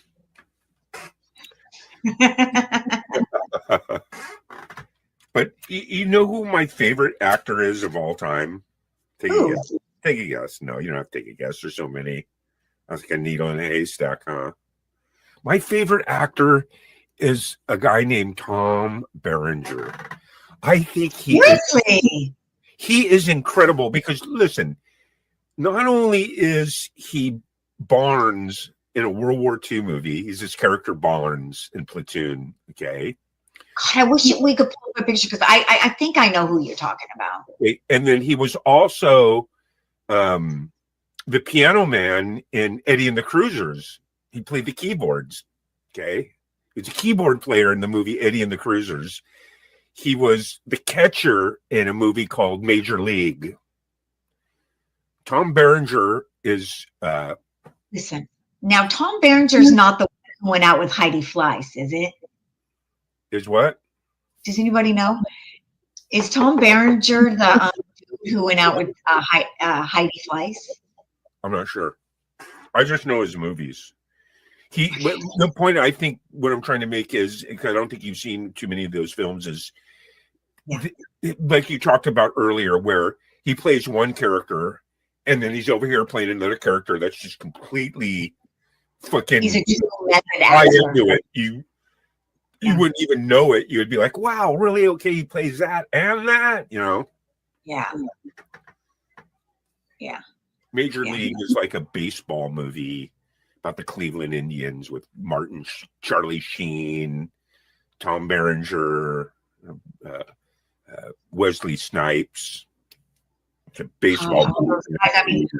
I was just like, it's interesting how we can actually watch what happened to all these people's lives. I mean, Charlie Sheen, he's kind of sick right now. He has AIDS. Well, it's weird too. You notice how a lot of them will get into the buzz where they always kind of play in each other's movies. Because look, Charlie Sheen and Tom Berenger both played in Major League, which was a huge hit. They both played in Platoon, which was directed by Martin Scorsese. Huge. Platoon won tons of awards. So yeah, it's weird how you kind of, see like the same people, in movies. You're always going to get the same little clique of people, Yeah. How do you feel? Some people are just what? Western movies. Yeah, Westerns are not really my favorite. Yeah. There's a lot of What's cool. your favorite old- Western? Are they your favorite? The Good, the Bad, and the Ugly with Clint Eastwood. Yeah, that's I mean classic. Yeah, you know, That and is the music good. soundtrack, and there's something about My favorite bad guys in that. there's So. something for me as a young male growing up in the 70s and maybe early 80s. It's bizarre how it sounds. You could always, now you can find them anywhere, but back then you can only find a good old school um, cowboy movie on a Saturday afternoon. Back then there was something, I guess it's a guy thing or something, I don't know, but watching an old Western on a Saturday afternoon Right. was just like magic for a young dude growing up. Yeah, yeah. Yeah, that is a thing. That is a nostalgia thing that we don't have anymore. Yeah. TV used to be different because TV used to be very. We had what, 5 channels. Everything came on a certain. I remember my mom sent us to the Saturday matinee, and we would pay with. Oh, this makes me sound really old, but I lived in a really tiny town. We Yeah. would pay with Pepsi tops, and she would just leave us there all day. Like it was in the middle of the city, and she was. We were like 5. Yeah. We don't do that with kids anymore, but I think it was around 1978 or 79 is when the transition really took place, because back then, you had the TV, you had the rabbit ears, you had the VHF, the UHF. You get 3 or 4 channels here, then you switch it over to UHF and you get like channel 20 and 36 and 44, and you watch the Flintstones. And it was about 1978. All of a sudden, the cable companies started coming out, and they gave you this little box. It was an A/B switch. Remember that? You switch it over to A or B, and that's how you got more channels. You're on A, and then you get more channels. You switch the box over to B, and you get more channels. And then that was like the very first one. And you got to remember, I'm in the 9th grade at that point, smoking weed. So I saw when the whole transition come to go from that A/B box. The next one was you got like a little box, and then it, you had the different channels that you click through. That was just right around 1979, 1980. And the same thing with the telephone. Back then, if you wanted a phone, you called the phone company, and they came out and they installed the phone. And then right around 1980, they're like, "Oh, we don't do that anymore. You got to go buy your own." And we're like, "What? We got to go buy a phone? There's a phone company. Come put a new phone in, And that's when they started selling phones, and they started introducing,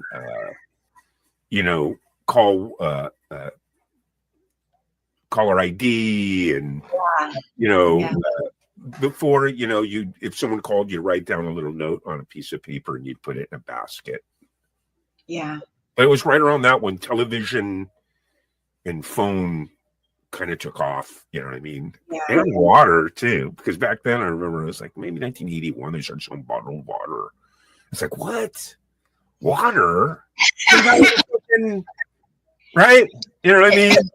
Faucet, huh? All right. So what was after the Bob Dylan movie? Well, the last winner was Ensemble Cast, and that's Conclave. Now, Conclave, I'm not really, I've heard it's an amazing film. It's about picking the next pope, but I'm not fully, I don't know. I might see it, but there's a lot of other films I want to see before Conclave. But it was with Isabella Rossellini, which I do love her. And yes, Tom Sizemore. Thank you. Tom Berenger is the other Tom. Because Tom Sizemore, I was like, oh yeah, he was obsessed with Heidi Fleiss, and that was a weird story. So yeah, Conclave. It was the last one that won. Yeah. And another film that I saw this year, it wasn't up for any awards, and it should not have been, but I didn't really love it, and I was excited to see it. Was The Fall Guy. Did anybody see The Fall Guy? Because that's, yeah.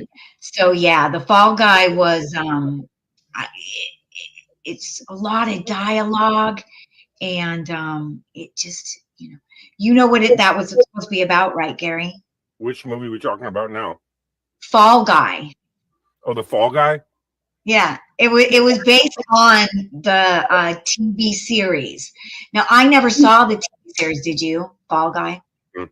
Oh, no, The Fall Guy TV series? Yes. Yeah. I mean, it's ringing a bell. I kind of remember it. Yeah, I watched The Fall Guy. I would have to like see it a little bit to just kind of bring it all back. But yeah, I watched The Fall Guy. Who was that? Was it the $6 Million Man guy who was in Fall Guy? No, that's Steve Austin. Yeah. Who married Farrah Fawcett. Yes. I always had a crush on Farrah. But this is, let me see if I can share this. This is Tom Berenger. Maybe this will ring a bell. Yeah, let me see. That's your favorite actor? Yeah. You see this dude? Oh, yeah. He's Tom awesome. Berenger. Like, this is Barnes from Platoon. He played just so many good characters. Platoon. That's that really good. Eddie and the Cruisers. He was the keyboard player. Yeah, he's so good. Yeah. I wonder how old he is. But look, there's if you've never seen Platoon, it's How old probably. is Tom Berenger? Tom Berenger is 75 years old. Tom Berenger is 75 years old. He plays in a lot of old films too. He played in this one where it was like I forget the name. It's a really famous movie. He played like a homosexual from New York or something.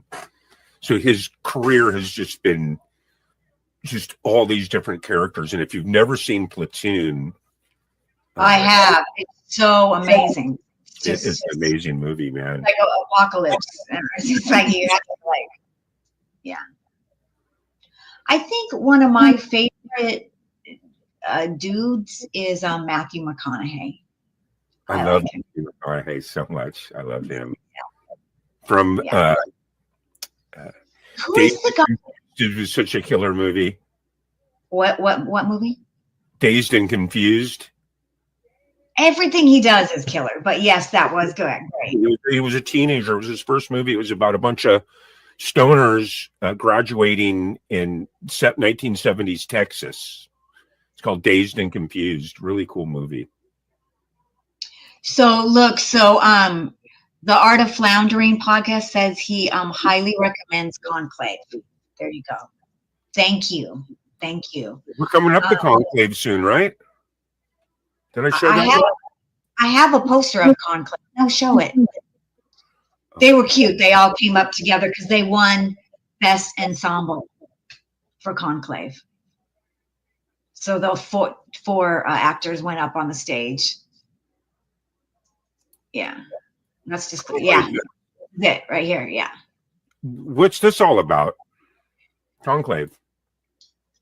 I wish he could tell us, but it's about picking the new pope. That's what it's about. It's about picking the new pope when they have to replace the pope, and all the everything that goes on with that. And I love John Lithgow. He's great. Nice. Yeah. So we have this Substance movie. That's a horror movie. I've never even heard of it. Is this what she won the award for? Yes, this is what she won the award for, and it's this kind of off indie horror movie made by this woman, Coralie Fargate. Demi said this. She said it landed on her desk and she read it, and she said she couldn't turn it down. This is a picture of The Substance. So it's that's what it's about.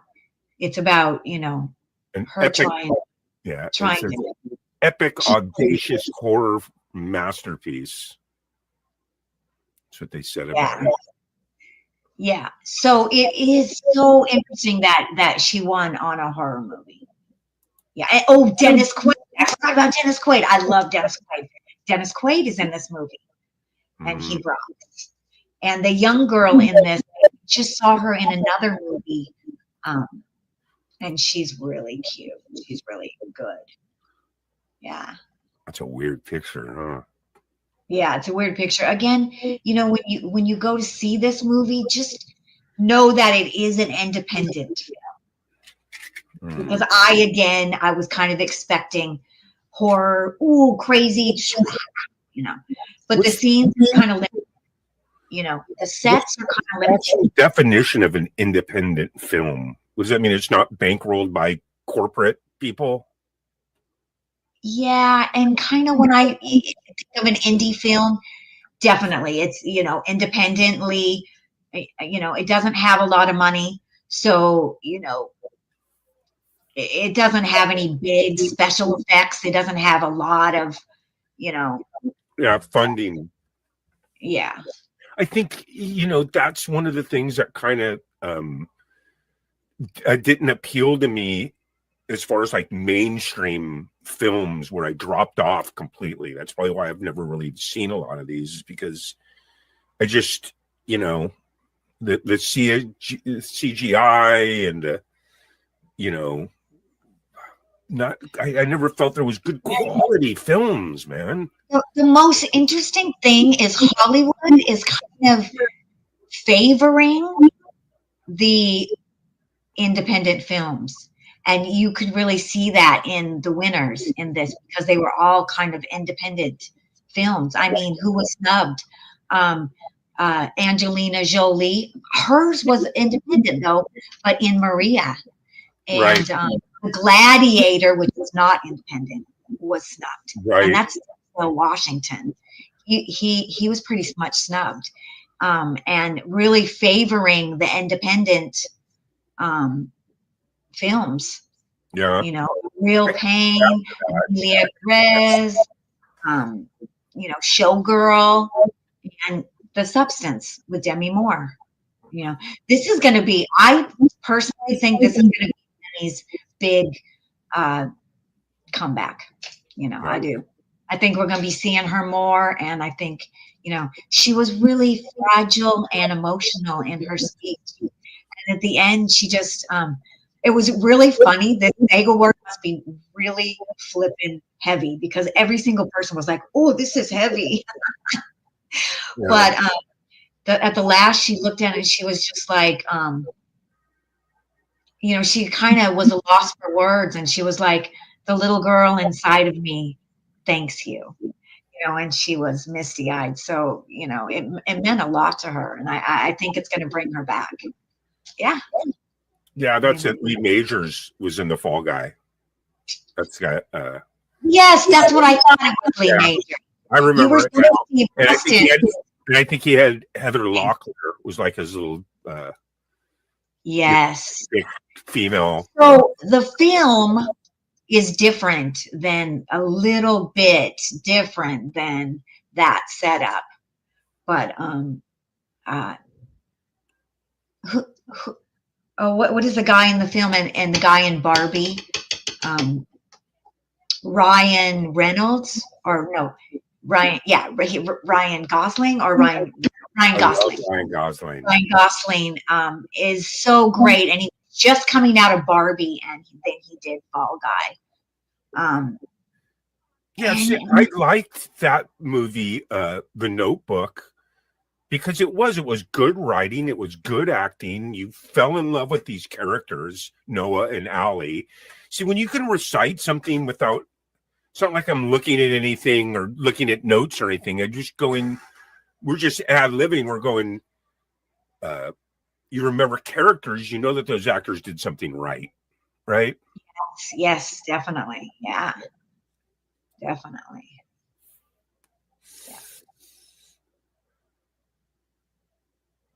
And those are the type of movies I like, where there's not some type of religious or political message that they're trying to use that movie as a vehicle for. See what I'm saying?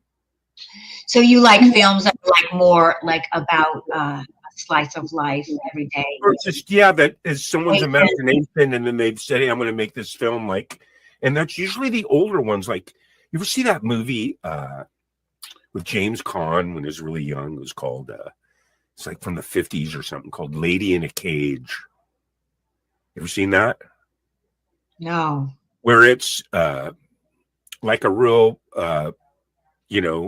highbrow area in Hollywood, and she's an old actress, and she's paralyzed. She's in a wheelchair, but she has this elevator that takes her to the different floors in her house.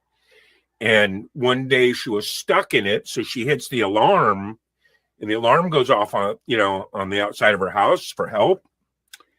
But a bunch of lowlife thugs show up and abuse her, and it's got a great and live in her house, and they take a bath, dysfunctional shit, But the point is, it's just a fucking old movie. It's just the killerest acting and the killerest story. That's the kind of shit I miss. You know what I mean? So when you go to this stuff where, like these movies where there's always just like I was saying, where there's like a political message or a religious message, you're just like, oh man, is this an infomercial or is this a movie? Like, I'm not bagging on any one religion, but I'm just saying, like 2012, Noah's Ark. You know what I mean? I mean, if they're really slighted conservative, they all got CGI in it, and it's just like, you're just like, man, can I just go get a movie that's got a cool storyline? Well, you know what? The Old Man on Hulu, I highly recommend that too. Who is the guy who plays the dude? He's in The Old Man, and it's so good. It's like about kind of espionage, government, Yeah. Echo, who played the dude? The dude is played by Jeff Bridges. Jeff Bridges. Yeah. Remember we had a scene and we were talking about Jeff Bridges, Gary? Yeah. Jeff Bridges. I love Jeff Bridges. Jeff Bridges in The Old Man. That is a good series, and that's on Hulu. I think because we can all relate to the character of the dude, right? Huh? You know what I mean? We can all relate to that type of character. He's The having a dude? drink, smoking some weed. The dude. He's that's very That's kind of like that. You know what I mean? I got like 3 or 4 friends that are just like the dude, yeah. But hands down, one of the greatest 2 movies of all time, Dumb and Dumber and Dumb and Dumber 2. So funny. I don't think I It's saw so this. funny. It's unbelievable, dude. It's just So like, funny. So you like Jim Carrey, right? well, I mean, it's just more of the writing. The acting is good, but the writing is just side splitting. I like Jim Carrey. He's He's such a different person now. They want to open up an ant farm store. It's like, wow, that's not a good idea. You know what I mean? So it just goes on and on, When they find the suitcase and they think the person's named Samson, if it's the name of the luggage, you know what I'm saying? Yeah, they are so classic. Here's a musical that I do love, is Rocky Horror Picture Show. Oh, yeah. I did it. So I mean, it just like can just be funny now, and it spans all these years. It holds up. Yeah, because that was the entertainment back then, in the sense that when we talked about, hey, there's only 3 channels on the television, it's 79, 80. there used to be these places. Remember these? It spilled into the 80s and 90s a little bit, but it was really big in the late 70s, where you went to these midnight stuff, where whether they were showing Three Stooges, or they were showing bizarre movies, or they were doing the Rocky Horror, and the people were really down front acting it out, and Yes. Everybody got together in a group and did things. Even when we watched TV, we all were watching it together because we knew that. We were Right. all watching The Cosby Show, or we were all watching, whatever Family Ties, or whatever it was. We were all watching it together. they And used that's to- what's so different now is Pink Floyd and Led Zeppelin song remains the same. You go and you sit, and they put it on the thing with lasers, and that a lot of that stuff doesn't exist. And you think about it, man, the stuff they could do nowadays. Maybe I'm out of the loop. Maybe there's stuff like that, but you actually were involved in it. You threw the rice, you threw the toilet paper. When she said Janet, everybody screamed out Janet. In the 80s and 90s, I went a couple times where no one was acting out front. No one was throwing rice and this and that. No one was. There's all kinds of stuff you need to repeat during the movie. Yes. And like, where's your neck and stuff like that. So to be part of that, I'm sure there's probably somewhere where you can go where they're still doing it full blown, right? I think in Hollywood, they used to have, a couple years ago, they still had at midnight, they would do the Rocky Horror Picture Show, and everybody would do their thing. Yeah. But COVID kind of screwed up a lot of things, honestly. Yeah. Yeah. What are you going to do? The world's an imperfect place. I'm going to light this joint. I'll join you. But like you said too, it's nice. I think I should give these movies a try then, because that's what kind of turned me off about it. But I think there's so many alternative mediums now instead of just the corporate. Okay. You know what I mean?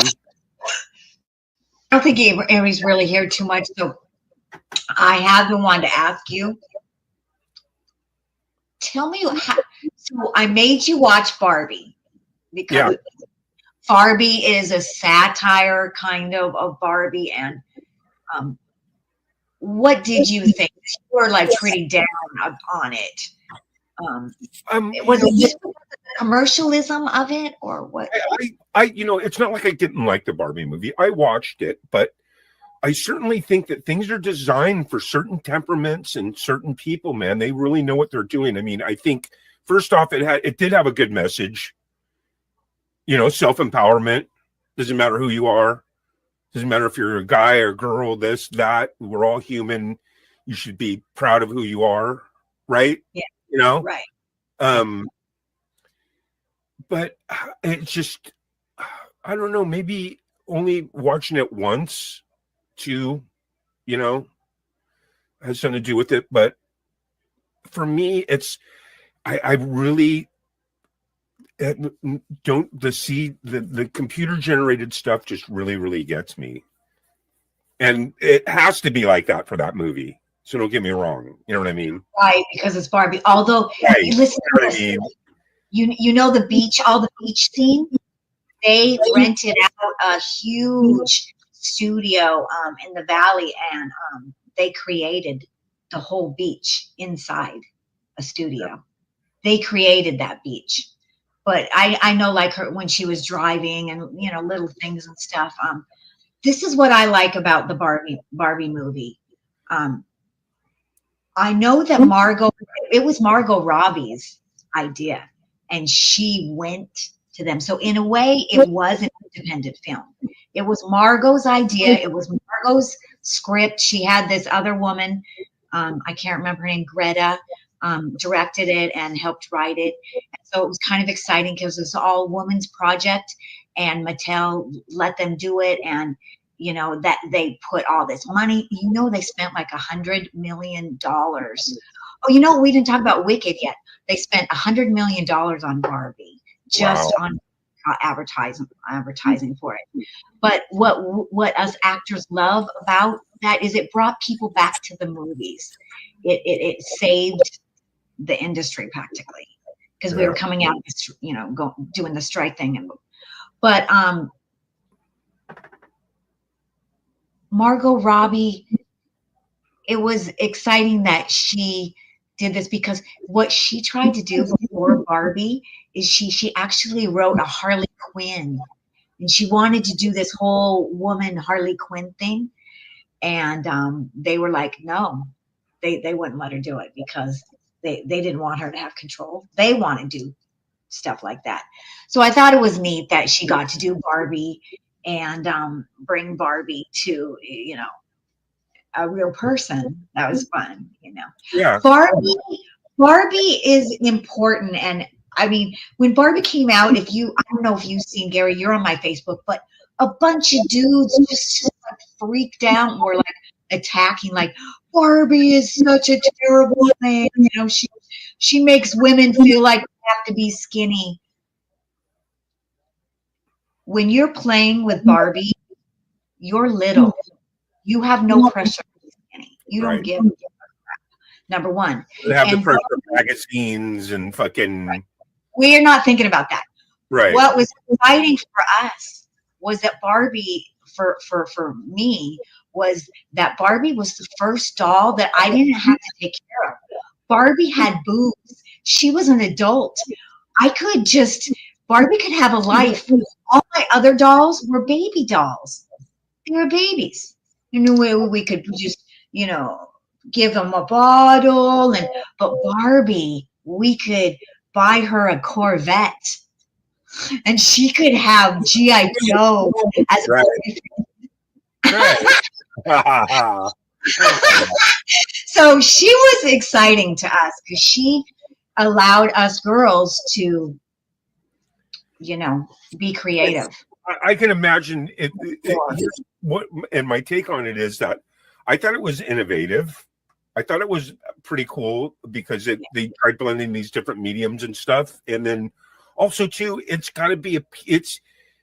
appealing because for people that, like, if I grew up and I was a girl that played with dolls and Barbies, I would love it. I'd be like, oh, finally they made a Barbie. Let's go. That's how we felt. Yeah. Like, a movie about, like Rounders. You ever seen that? With Matt Damon, Rounders, or the card players. Yeah, I didn't see it. I know of it. My point is, that's where I'm like, hey, I want to go see that. See, so I bet Barbie was kind of cool, but then there's probably some of the Barbie community that are like, well, I don't like the way they did it, but I thought it was cool. I thought that they did have to be careful. It hold my attention because I'm not in the CGI. I didn't grow up using Barbies and stuff. You know what I mean? Right. What kept me in it was just to see what they were doing, and then it was actually kind of cool how she went from the Barbie land, right, to like the real world. So that was kind of cool. Kind of borrowed into that a little bit, Yeah. And I like the actors. I like her, actually. I like her a lot. And I like Ryan Gosling. He was adorable as Ken. Yeah. So, yeah. And you got to love Will Ferrell. So how could you not like Will Ferrell? He's played so many goofy characters, Yeah. He's all, I am Dr. Rick Marshall. You are Chaka. I am smarter than you. Lost in, what's that movie? Lost in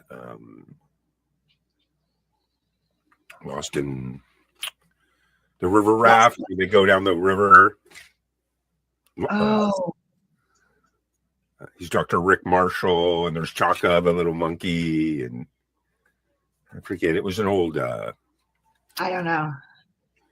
one of his best movies, man. But you know what movie that I want you to watch? I don't know if you've ever seen it. It's probably the greatest movie ever, at least for me. See, that's the thing too, because I think you and I are, like I'm into like a lot of the Mel stuff. You're into a lot of the, you know what I mean? I'm into the cards, horse racing. You know what I mean? Yeah. A movie called Deuce Bigelow, European Gigolo. It is hilarious. It's called Deuce Well, is that the Bigelow. comedy? That's not Ben Stiller, is it? No, Ben Stiller's No, on. is that Andrew Dice Clay? No. Who is it? I'm not sure. But speaking of Ben Stiller, man, his stuff is crazy, isn't it? My favorite is The Heartbreak Kid. You ever seen that? Oh my God. The See, that Heartbreak one just- Kid? Oh my God. See, we're so funny. Is that you've seen a lot of these older, like really funny, You know good. the actress, I forget her name, but she's been in all kinds of shit. She's fucking awesome, man. She's all. But the premise basically is he's just a kind of goofy little dude, lives in San Francisco, owns a sporting goods store, always trying to find love. Meets this girl, everything's perfect. For weeks they just fall in love, and they do all the cliche stuff, and they laugh, and they're together, and they're so happy. And now they're going to go down to Cabo San Lucas, so they drive down there, and now she's actually just completely fucking psycho. Crazy. All her shit starts unsurfacing. She's got a deviated septum, and she's got like shit coming out her nose as they're eating, and then what else? She's all and at first it was all like PG and vanilla, and then she's like turning into a total tyrant, and then she's like, well, I still got to pay off the $50,000. And he's like, $50,000? What? Because they're getting planned to get married, right? Yeah. So I told you about my cocaine addiction and how I owe, and then when they finally make love, he wanted it all special with candles, and she was with like gangbangers and owned all kinds of money. And she's like, you want a pile drive? And just, you've got to see it. It's called The Heartbreak Kid, man. And who else is in it? Megan McConaughey. I love her. Megan McConaughey? Megan McConaughey. Yeah. Megan McConaughey. No, I can't picture who that is. No. If you would tell me who the girl, the lead is, I probably would know what. But they get down there, she gets sunburned, and it's just a cool movie, man. And he meets the different girl down there, and anyway, man, these movies, I'd say up to the 90s, I was watched them all. I could recite. You could name a movie, and I could recite shit. You know what I mean? Yeah, I think so. This is one movie that better rom-coms. I really never liked them. Romantic comedies. I really haven't watched very many of them. Right. I don't know why. Yeah. There's a slew of them. And they all started with, it all started a long time ago, but like Sleepless in Seattle, right? That kind of shit. Meg Ryan. Yeah. Right. See, I don't really watch shows like that. But what is your favorite horror movie? Horror movie there's a fine line for me with horror movie. To me, there's horror movie where you're scared because you're scared, but the slasher movie stuff, I'm not into that at all. I'm not into like pretending to stab people, kill people. You know what I mean? Yeah. But horror is different. Like we talked about The Exorcist. Like suspense. Yeah. You know what I mean? Or Dawn of the Dead. Yeah. So right. Like I think my favorite is Angel Heart. Have you seen that one? With Lisa Bonet and Mickey Rourke. No, I haven't seen that one. Gary, you gotta see that one. That is your kind of horror movie. It's smart. It's really good. Yeah. It's really good. It's Mickey Rourke is the main character, and he's Rourke. trying to figure out who he is. Right. Good. But good horror is good horror. Like the very first Hellraiser. Remember that? Oh, that's Like yeah. He's scary. weird stuff like that, you know. I mean, Nightmare on Elm Street, I did think that was good. That was scary. That really scared me. Getting you in your dreams. Right, because because of the vehicle that they used to present the movie was a trip. You know what I mean? Where you had to be dreaming, right, or something like that. Yeah, and he played. He That was was creative, yeah. Yeah. But like I said, mainly for me, I like drama. I like acting. I like fucking Bogart, you know, Katharine Hepburn. Was that movie? Yeah. There's a bunch of them, but Casablanca. Yeah. Oh Yes. man, the acting! You got the Fantastic, Germans coming in singing their anthem, and they're all existing with each other in Casablanca, but then they all go off and kill each other and hate each other. Yeah. Since you watch these kind of movies, let me ask you this, because this is the first movie I saw like that when I was younger.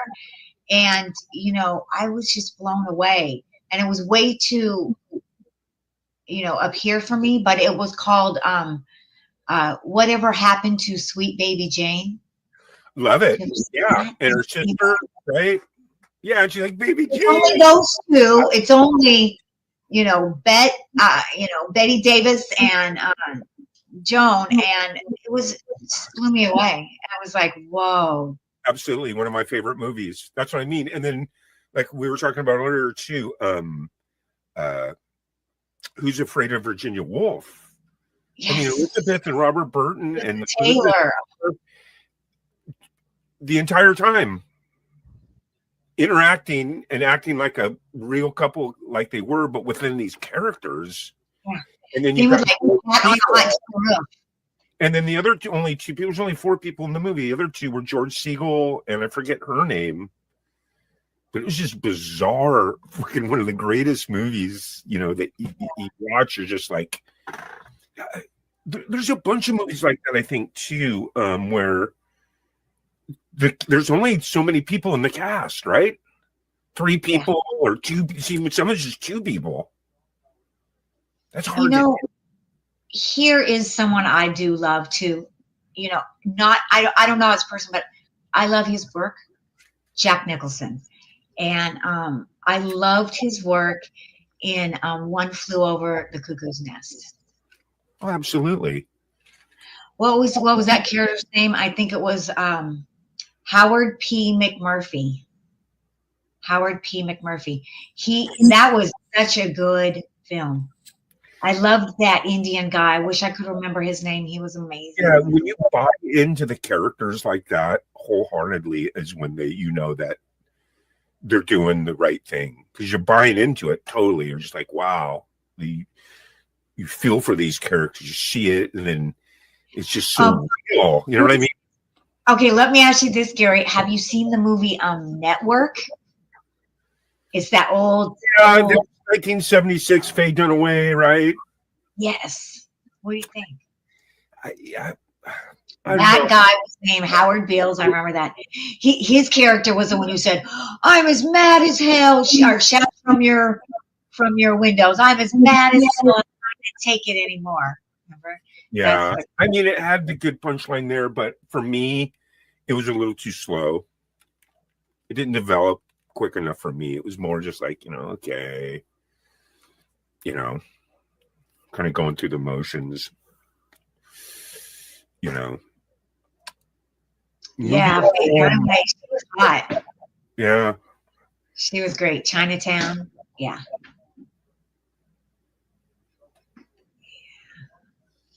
Watching older movies for me, like I said, I kind of the same way with music too. After like right around the 2000s, I couldn't tell you, Lisa, Drake, this, that, Taylor Swift, all those people. There's a zillion of them. I couldn't even tell you one fucking song. Okay, Seriously, on the top Billboard 100. Nija, Nicki Minaj, this and that, and Bruno Mars. I don't know. No, what I'm saying is I can't recall and sing one song. But Right. up until like the late 90s, okay, I can tell you the Billboard top 100 for every fucking year. Yeah. I don't know what happened, but just with film and music, I kind of dropped off in the 2000s. You know what I mean? Yeah. So, And it's also, with along with film, like same thing.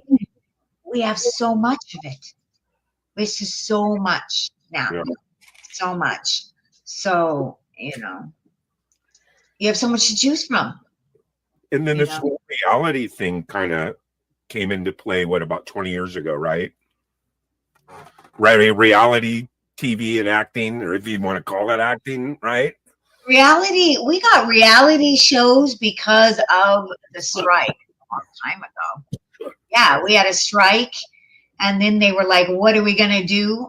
Let's find unscripted material. And it just hit, And, Yeah. And people just love that whole voyeur thing. We haven't gotten rid of it. We still haven't gotten rid of it. We still have reality shows all the time. And let's not forget about, I'm old school. So daytime drama, I don't know if you were into that in the 70s, but that was all the rage. You mean like soap operas? Soaps. Yeah. Like it was, and even though I haven't watched it in probably 20 or 30 years, okay, I can still remember. It was One Life to Live, All My Children for an hour, and then it went to One Life to Live, and then it went to General Hospital. Yeah. Luke And and then there Laura, was Young and the Restless. Remember that? Young and the Restless? the what? Young and the Restless. I didn't do the Young and the Restless. I did the ABC because the different channels. It was ABC, NBC, CBS. They all had their different versions, right? Yeah. They all had their own. Here, you know what I mean? And then the nighttime took it over. Remember with the Dallas and Dynasty. Dynasty and Yeah. and I think what pioneered all that was the Thornbirds and Roots in the late 70s. They were the first ones where, yeah, because I remember it specifically because when it came out, I'm in the 6th, 7th grade, so I'm pretty much together. I'm smoking weed. I'm trying to figure shit out, right? And that was the first one where it was just like episode 1, and then next week, episode 2, like these mini series started. Yes. No. Yeah. You're right. And then You're right. they were like the two model. The Thornbirds was with Richard Chamberlain, where he was like kind of, Oh yeah, I remember. They also had another one. it was kind of sick when you think about it. It was like a priest Foreman. that fell in love Yeah. with the, Yeah. that spilled into. Did you watch any of those Passions? Remember that? It was No. soap opera. They had a couple of these parody soap operas. Passions, Soap. Soap is yes. I used to this is so weird. I used to when I was in college, we would get together and watch reruns of Soap, and we would all get high. It was so funny. I don't know why we did that. But All right. yeah. Time for the big guns. Now, let's talk about Disney. Wicked. Yeah, Wicked. I have not seen it, and I'm so excited to see I haven't seen it. What's weird is I heard about it, but I have no idea what it's even. I mean, Yeah. It's supposed to be before. It's the witches before the Wizard of Oz, and how they wait. Let me get how this. they became who they are.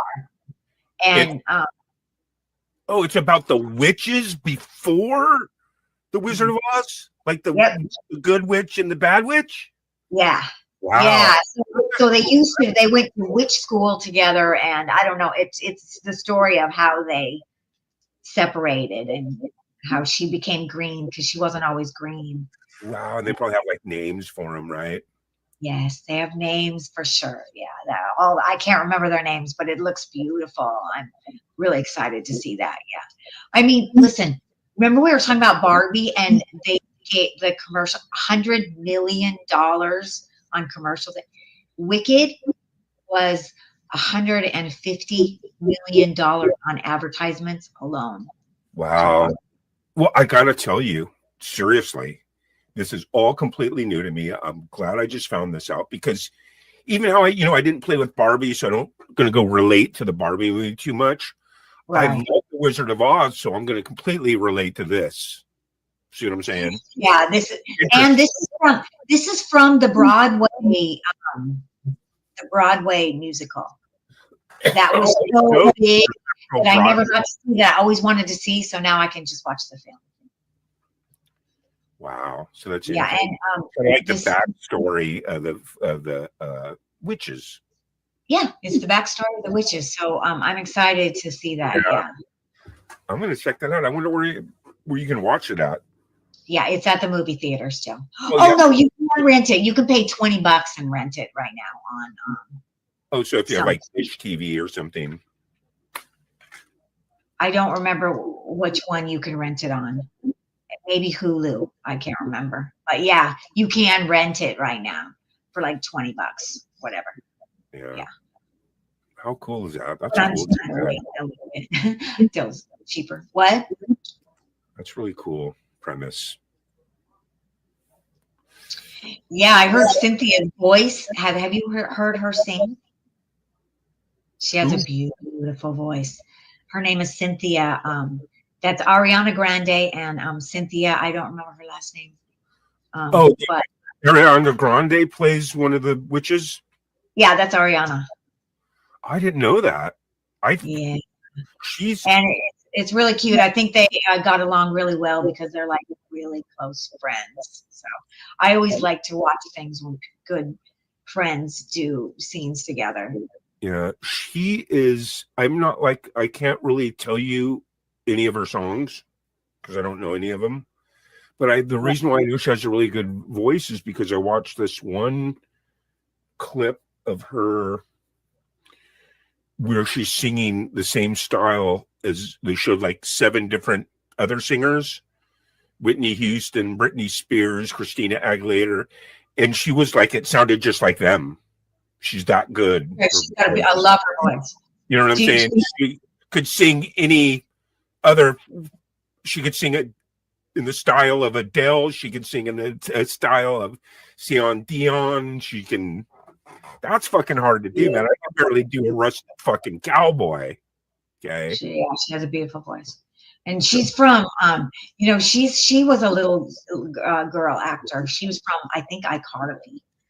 I think that was the one that she was from. But yeah, she's Here's what she's a little actress. I watched her brother Frankie. Okay, she has a brother named Frankie. I didn't even know that. Yeah, and he was on Big Brother about 10 years ago, and that was his thing. Hey, Ariana Grande's my sister. You know, and I know you don't do Big Brother, but Big Brother is a breeding ground for CBS for their programming. It's where they breed their actors. Because they have this one show, it's called Big Brother, where they, I don't watch it. I mean, but it has been on for a long time. right. What they do is they take 16 people, put them in a house, everybody voyeurs them for 3 months. And the people bond with them because they are on every week, all summer long. Yeah. And they all live in the same house, and then they vote them out each week. One person has to leave. Everybody votes them out. So you can see how that'll make enemies, right? But anyway, 80% of all those people go on to play in all their shit because people already like them. See what I'm saying? Right. In other words, the system, whether it's movies or music, it's the same type of trip where it used to be like, oh, well, we're going to sign you. We hope everybody likes you. Well, now, no, they just have shows like The Voice or American Idol where, you know, they say, hey, out of all these people who you like the best, and then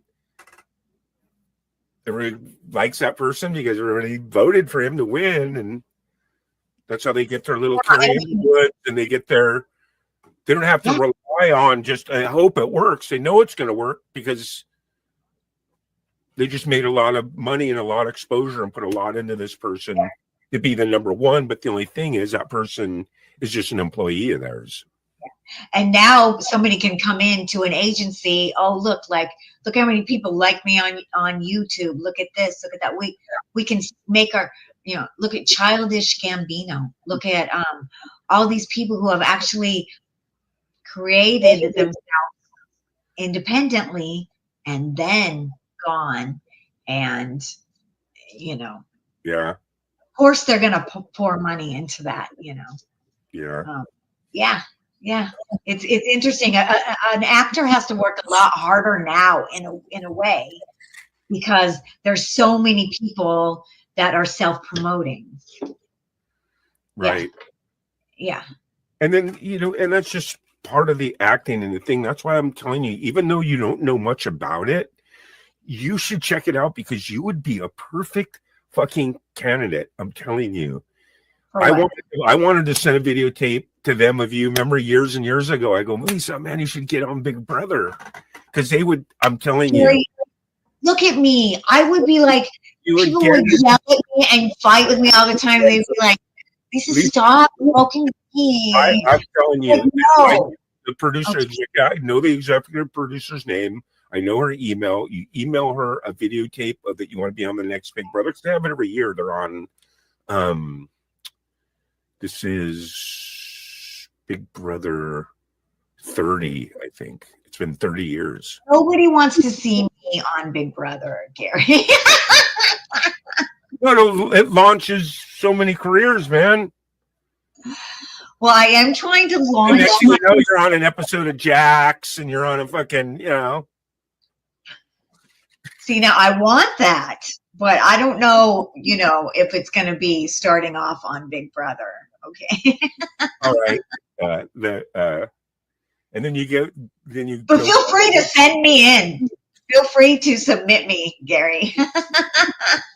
Well, no, we make a video. Hi, I'm Lisa. Yeah. It's funny. That's what they do. That's why I actually like that show because they've stayed true, even though it is a lot of plants in the sense that these are all just people that want to get into business in Hollywood that are applying for it. They try to make it seem like, hi, I'm Candy and I'm from North Carolina. And, you know, shit, like they try to get all this different diversity, but really it's just a different diversity of actors that are trying to get into business. You know what I'm saying? Yes. It was an same experiment. like, you know, America's Got Talent and some of those other ones. So some of those people are, you know, they haven't like hit it big yet, but they're kind of professional already. Like, you know, the comedians, like this one comedian lady, she was on America's Got Talent. She was a working comedian already, you know. These people are already professionals in their sense. Right, they bring them in like, what's your name? I'm Cindy from Missouri. You know, I just I give groceries to people, but really they are, you know. Yeah, it's so fabricated. Everything, you know, what you. That's why I don't watch the reality shows because I don't trust them. Right, and no much how it's to me with reality. It's like, well, how much reality can it be if they know the fucking camera's on? Well, like or something, you know what I mean? It's like also once you understand it's on the network, it's a union job, which means yes, it is scripted because they have to know what these people are going to say. They can't just say whatever they want. They have to have time. Yeah. it's so, crafted, and it kind of bothers A me. new skeleton where like she's gonna go to his house and then he's gonna go to his house, right? Yes, they know how you're going to end up in this. Yeah, you can improv in between the lines. Yeah. There's mainly what got me to, because like I said, I kind of detached when I started recording all my music and started making my own videos. That's been for like the last 7 years. I've been making all this, that I have on my content, I have on my shit, right?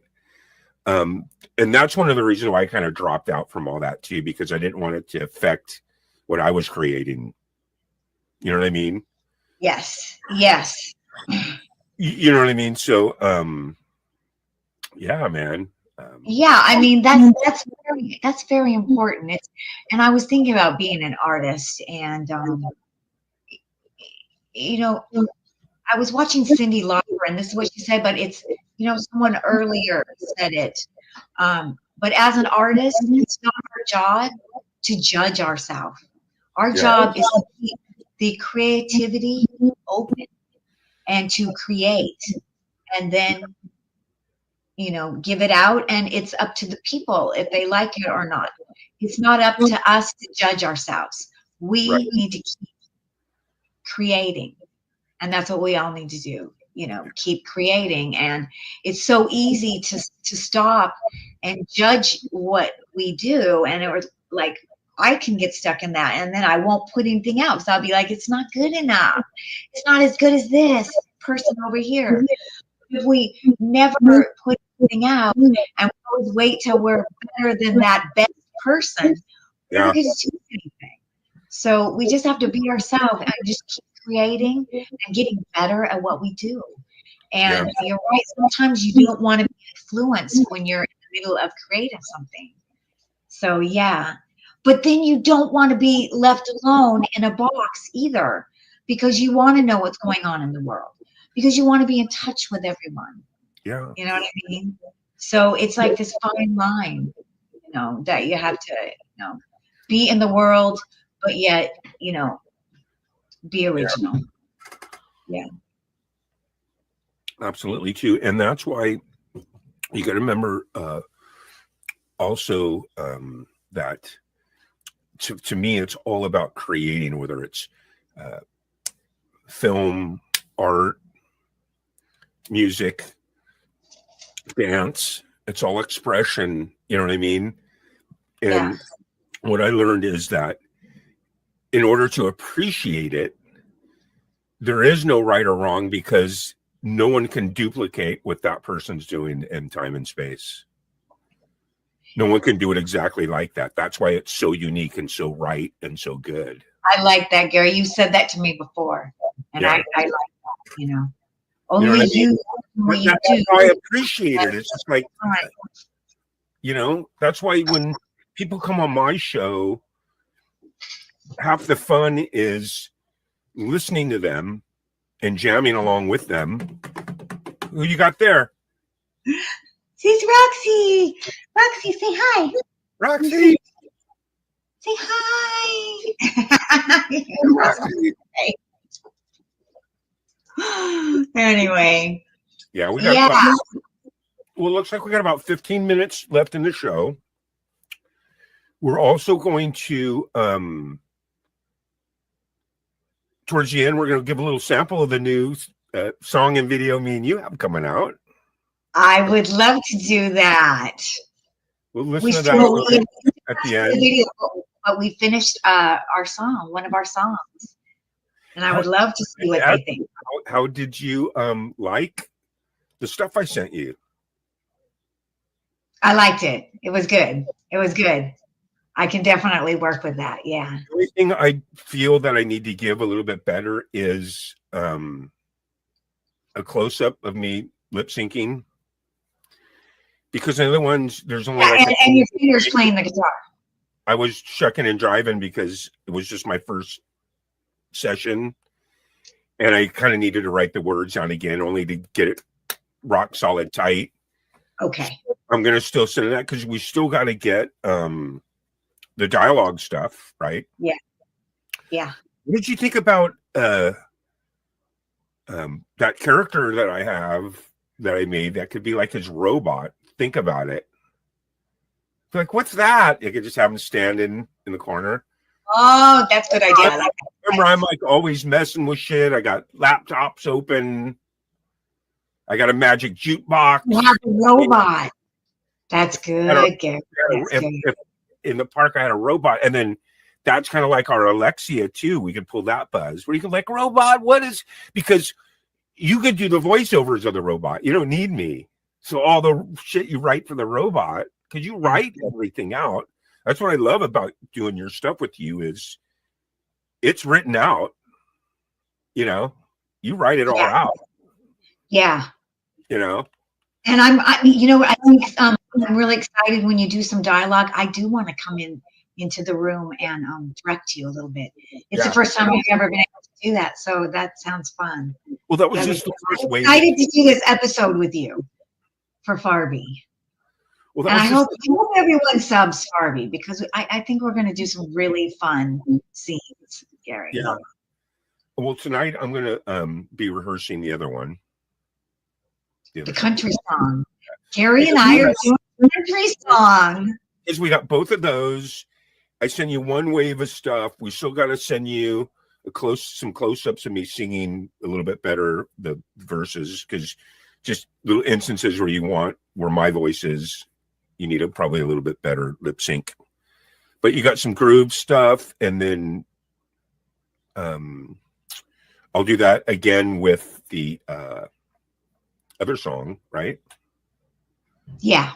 Because you're gonna in the okay, and then think about that when you write the scene, because I can have it where it's just that guy there. He's always got Yeah, I like that. Everybody here first here. Yeah, that's so fun. You know what I mean? When we're jamming out, you got another fictitious band person now. I know. That's cool. The robot, whether he's on bass or he's on. I know. See, now it makes sense. If all them, you know what I mean? You gotta name them. Yeah. But I thought that would be really cool because you're gonna drop down, knock on the door, right? Boom, boom. And then I open the door, come on in, and then you'd be like, "What's that? What's that?" Right? And then that's why I have, my intergalactic jukebox. Yes, I'm gonna make that Happy Days jukebox. People here. Does anybody know who Chuck Cunningham is? And has anyone heard of the Chuck Cunningham syndrome? That is, I'm so curious to know, if people will remember that character, Chuck Cunningham. Okay, so Chuck Cunningham. Maybe if I say Happy Days. Who was he? Chuck Cunningham was the brother of Joni and Richie on Happy Days. And he was Chuck Cunningham. He was a basketball player. And they gave him like maybe 1-2 lines. And the real actor was like, fuck, forget this. And he quit. And then they hired someone else. And they still never gave him any lines. And then the next season, they just never talked about him again. Never showed up. And then even at the end of one of the episodes, the dad goes, I love my 2 children. And he didn't even mention Chuck. And so now there is this saying. Oh, my Lord. Oh, man. In acting, there's a saying. The Chuck Cunningham syndrome. And it means when you're cut off, completely forgotten about, and no one mentions you again in the storyline. So if you have Chuck Cunningham syndrome, that means you have been cut off and forgotten. No one ever talks about you again. Oh, my and that's who your character is. Gary, you're Chuck Cunningham. I love it. You do it. Did you like his outfit? Just in the trailer park. Huh? Did you like his outfit? I thought his outfit was awesome. I like that outfit, yeah. So Mork from Mork or something, man. But, I can't wait to start shooting some of the dialogue stuff. So if we can do that soon. And then in the meantime, I'm going to work on the other song. And then I'll do the same thing with that. I'll film that. Country song. Yeah. Yeah. I would love to like end and play our song and see what people think. It's fun to hear. They can hear the song, and then when you see it, what we do with it. I'm really excited about Kitty Chicken Bunny Girl too, man. To get back and do that, really, yeah. I mean, am too. but hey, I'm telling you, woke jokes and tokes. If you're just watching the replay, get over and watch Jokes, Wokes, and Tokes, man. It's just my favorite episode, Yeah, I hope everybody, subs my 2 channels, the Kitty Chicken Bunny Girl Show and Fart. Yeah. I kind of like this Tuesday time slot for you. That's 4:20 on Tuesday, because the whole Farby Tuesday Is our favorite day. I know. I was going to play one of my Tuesday songs because I only have like 4. I think I have 4 Tuesday songs. I love it. Yeah, because it's a theme. So yeah. And it's the Nowhere Trailer Park. My husband called the end of Nowhere Trailer Park. End of Nowhere Trailer Park In East Hollywood. And that is really where I live, East Hollywood. Yeah. Nice. And you just won a Jammy. Huh? You just won a Jammy last year for comedy. Yeah, my jam is back there on my shelf. I don't think you can see it, but it's right. It's shining. I can see it. Yeah. I'm going to ship out that second one. Oh, what are you saying? I get a second one? Yeah, you won another one because you won that one, I thought, a couple years ago. Yay! I gotta go. I have to go to the post office and mail a bunch out, but I have tons of these. They are so awesome. Just gotta go mail them out. And I want another one. Thank you. You want me to tell you how? You want me to tell you how I did it? How? Okay, when you go to the dollar store, you see this on when it gets to be close to the 4th of July, they have these, and it has like this tassel on it. It's like paperweights for like picnic benches. You ever seen those? Yeah. 99 cents, right? But they have, when you clip all the stuff off with a pair of iron snippers, it leaves just this killer pedestal. Yeah, and you can slip It's the nice, man, and it's heavy, and I spray paint it gold. Perfect. And then I take some tape. So creative. Put the tape around here so it gets fatter at the bottom. Okay. Yeah. And then these I get at the dollar store for $1. Yeah. But like green and blue, Yeah. Because I spray paint it gold, and then I drill a hole in the bottom of it, and it fits in perfectly, nice and snug, because it widens, and then boom, it's just absolute killer jammy. Golden. And right now I just got done. I got 1, 2, 3, 4, 5, 6, 7. I think I got about 9 of them right now. And I'm going to be sending them all out. That's cool. That's fun. Sending them all out in a couple of weeks. Because there's a bunch of people that want it from this year. You want another one this year. I got 2 going out to Empirism in Finland. It's going to be awesome, man. Because what's kind of cool is you're starting to see these jams. Cool that everybody's so far away sometimes. Right. That's neat. I love that. So, well, Gary, thank you so much for coming on and talking about films with me. well, we won it. We just winged it. It was just us smoking some weed and talking about movies, Yeah. I had a lot of fun doing that, and a lot of fun learning about these new movies and stuff, and that there might be some integrity coming back in these independent movies, Yeah, because it's like this, think of the money, you make 10 films out of the money that you can make out of one big film, and that one big film might not get the money back. And that's the bad thing about big films, you know, and Hollywood is seeing that, you know, because it's all about money, you know. Yeah. So that's good. I like to see the independent films coming in. Yeah. Nice. Here's what we're gonna do. We're gonna play, give you a little snippet of a video, just a little, so you can get an idea of what we're doing together. You want to give us the setup on the name of the song? The Nowhere Tuesday song, is that what you're gonna play, right? Exactly. Yes, it's about the trailer park. It's about the end of Nowhere Trailer Park on Farby. So it's Yes. called Nowhere Tuesday. And I really love this song. Yes, This is and it's our song. gonna probably be the next episode released on Farby too, right? Yeah. Yeah. And You know. this is just a little bit. So It's just only 3 Oh. weeks. check it out. Neighbors gather, tales they spin. Round the fire, life begins. And it's nowhere, we always win. And Tuesday's the day it draws us in. Skies so wide and hearts are free. End of nowhere, where we be on this day. It's you and me, celebrating life's degree.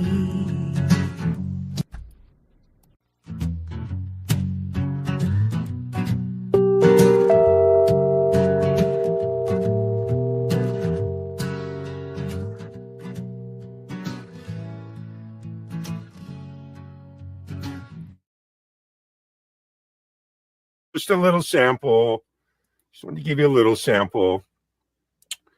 Lisa, thank you so much for having me on your show. And we are going to end this thing with a little love. The theme song to the Kitty Chicken Bunny Girl, written and performed by G. May and Mamsie Graham. The Kitty Chicken Bunny Girl Show. We'll see you next time. Bye-bye.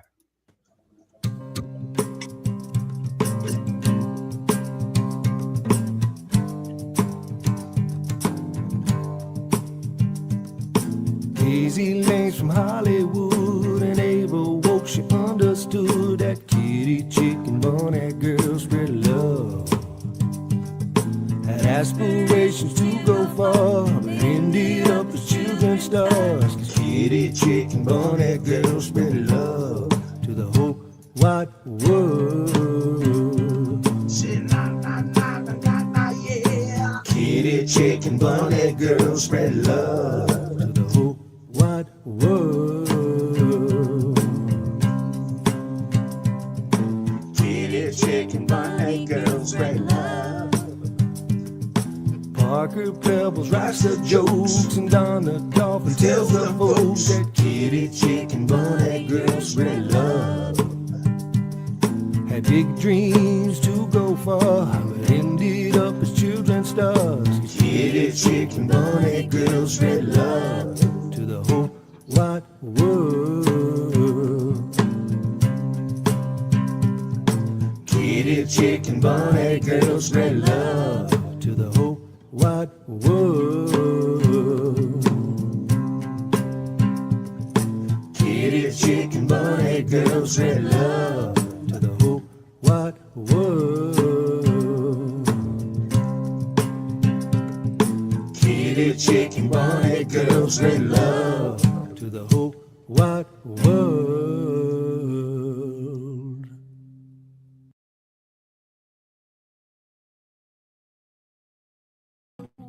Tuesday comes, we're in cold. Rusty cars and broken dreams. Life ain't easy, or so it seems. Yet on Tuesday, sun still beams. We find hope right on. Hi, these everybody. streets. Tuesday, oh Tuesday, we're alive in Nowhere Park. We thrive, laughing, dancing. We survive together. We come alive.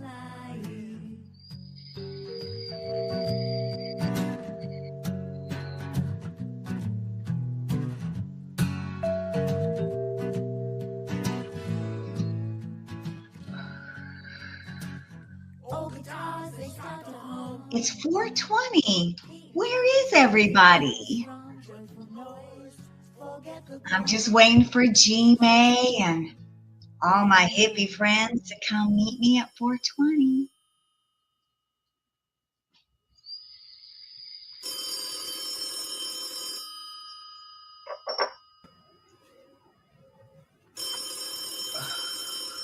Phone's ringing. Hello, Lisa. I'm here. Hello, G May. Happy 420. Happy 420. So I was saving, you know how I usually on our 420s, I smoke THC oil, but today is kind of a special day. So Nice. I rolled a joint. Oh my God, I rolled one up too. Yeah. And I got these raw 300 hemp papers that you were telling me about. Natasha just loves them. Yeah, they're good, right? Yeah. Yeah. They're natural and they burn well. They are. So happy 420. Happy 420, everybody. Let's all light up. Let's fire one up. I'm going to fire one up. Sounds good to me. Look, it's Christine Kruger. Ow! She's on the road. She's going to tune in when she gets home. Oh, that's awesome. Nice. She's so nice. Yeah. All right. So let's pick up this tune. Let's fire it up. If you got it, catch a buzz. Yeah. Happy 420.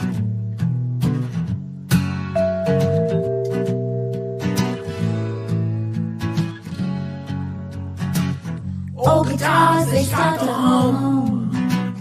Beating drums, we hit and strum. Joyful noise, forget the glum.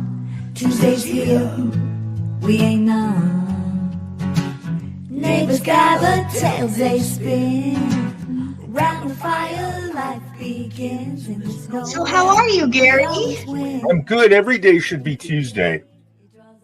I know. Today is Thursday, but it's got a Tuesday vibe. Yeah. Hi, Nana. So nice to see Yes. you. Hi, Ivan. It's Ivan Idea. And Oh, that's nice. Ivan's been watching Welcome, Campy you Bay for guys. years and years. Really? Yeah, that Ivan rocks. Idea is awesome. He is a big time I have music to producer. sub Yeah. him. Yeah. And then Tia Nana's, she is awesome. She's got a really good voice. She's a singer. Yeah. I don't know if you ever heard her sing. Very good. Very beautiful. Nice. We appreciate you guys for being here. Yeah, I hope everybody's doing really good on this Thursday at 420.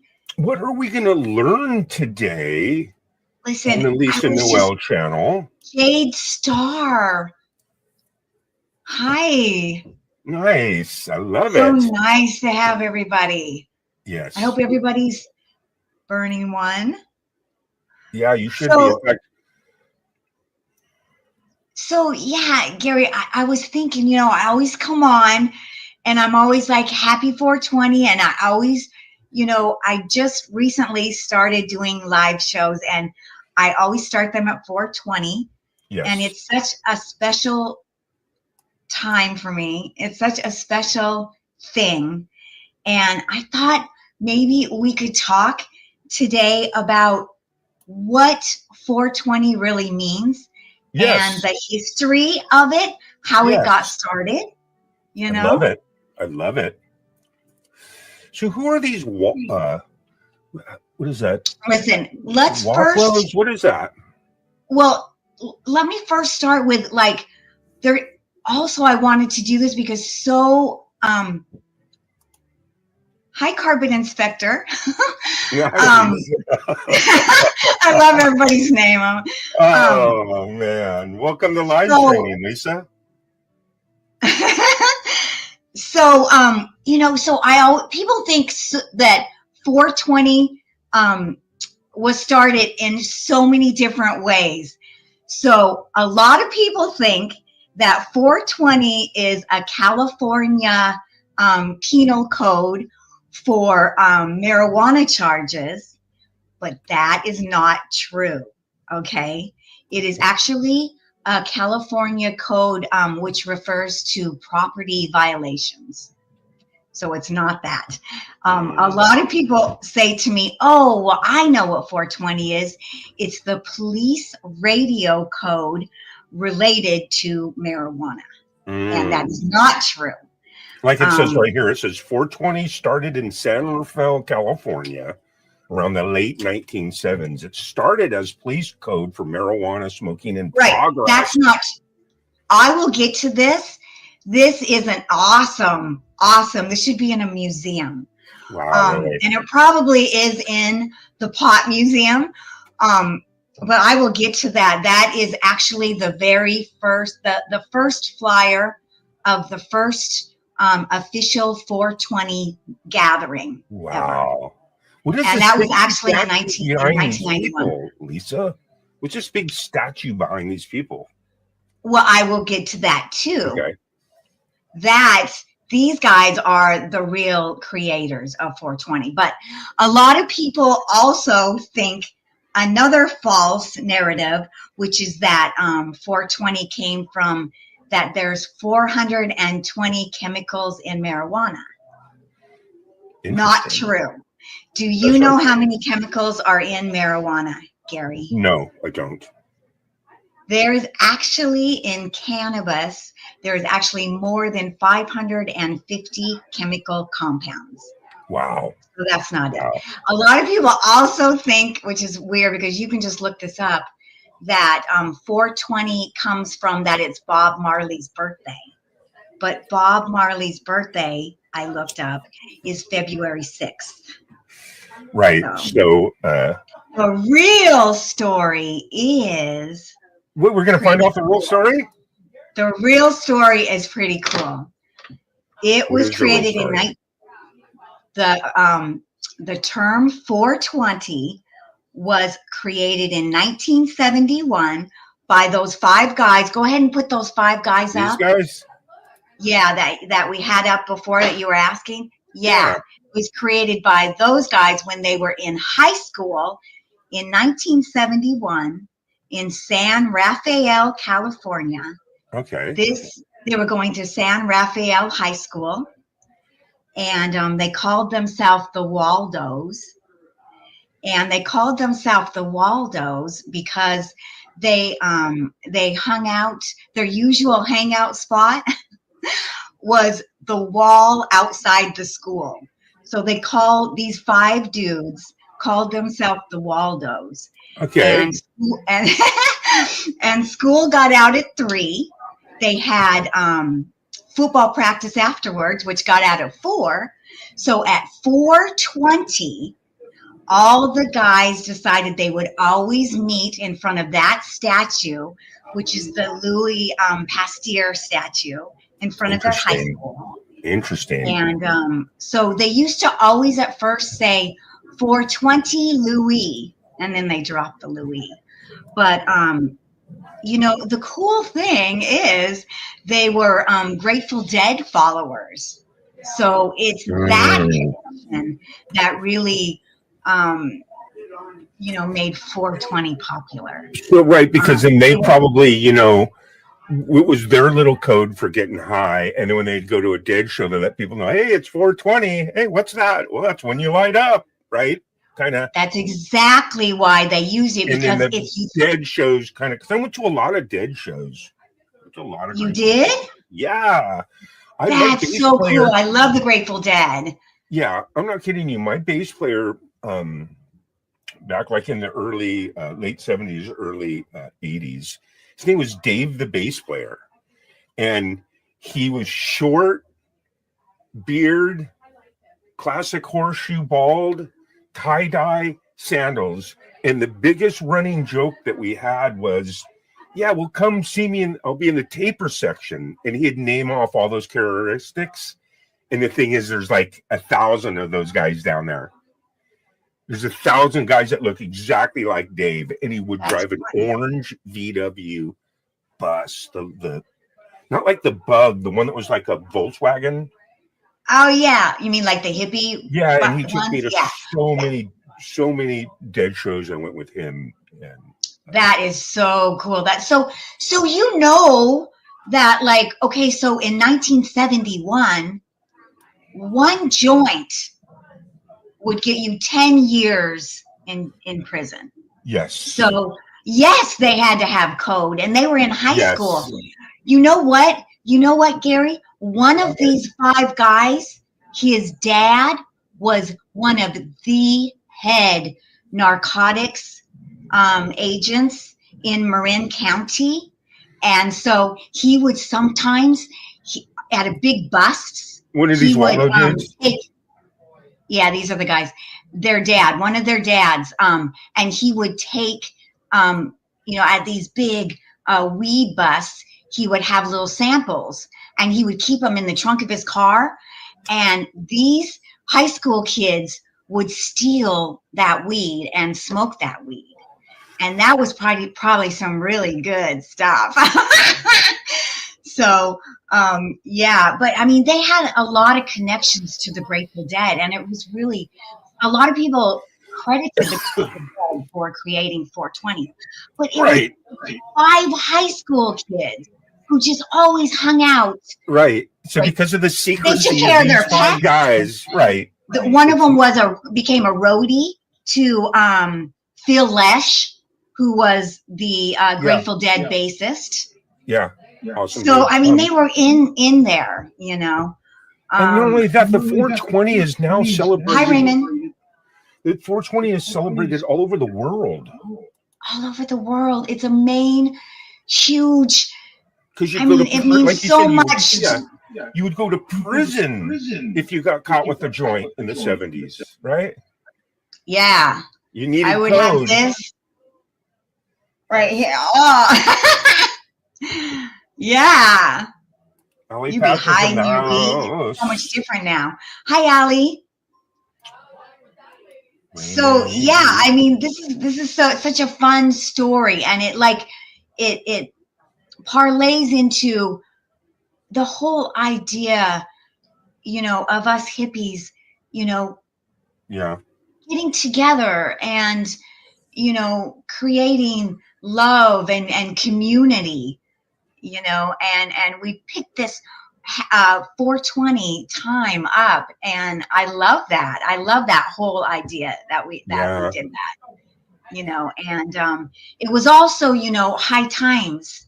I think we have a picture of High Times. yeah. High Times was the first one to really do an article about 420 Wake and Bake, because the guys were like, it doesn't matter if it's 420 a.m. or 420 p.m. It's the Right. best time to get high. Right. No one specified, if it was AM or PM. I love that. In this High Times article, did it mention the Waldos at all? Yes. It did? Yes, it did. It did. And, there is, you want to pull up the flyer? Actually, yeah, let's go to the flyer. This one? Because, yeah, it's just so funny and cool. This is the first flyer of the official 420 meeting ever. And it was at Mount Tam, which is a beautiful place, in Marin County, which the guys used to go up there and get Yeah. high. I'm about 45 minutes from Marin County. Okay, I was wondering. It's beautiful, Yeah. right? Yeah, absolutely. Yeah. California is just a beautiful, beautiful state, man. It just really is.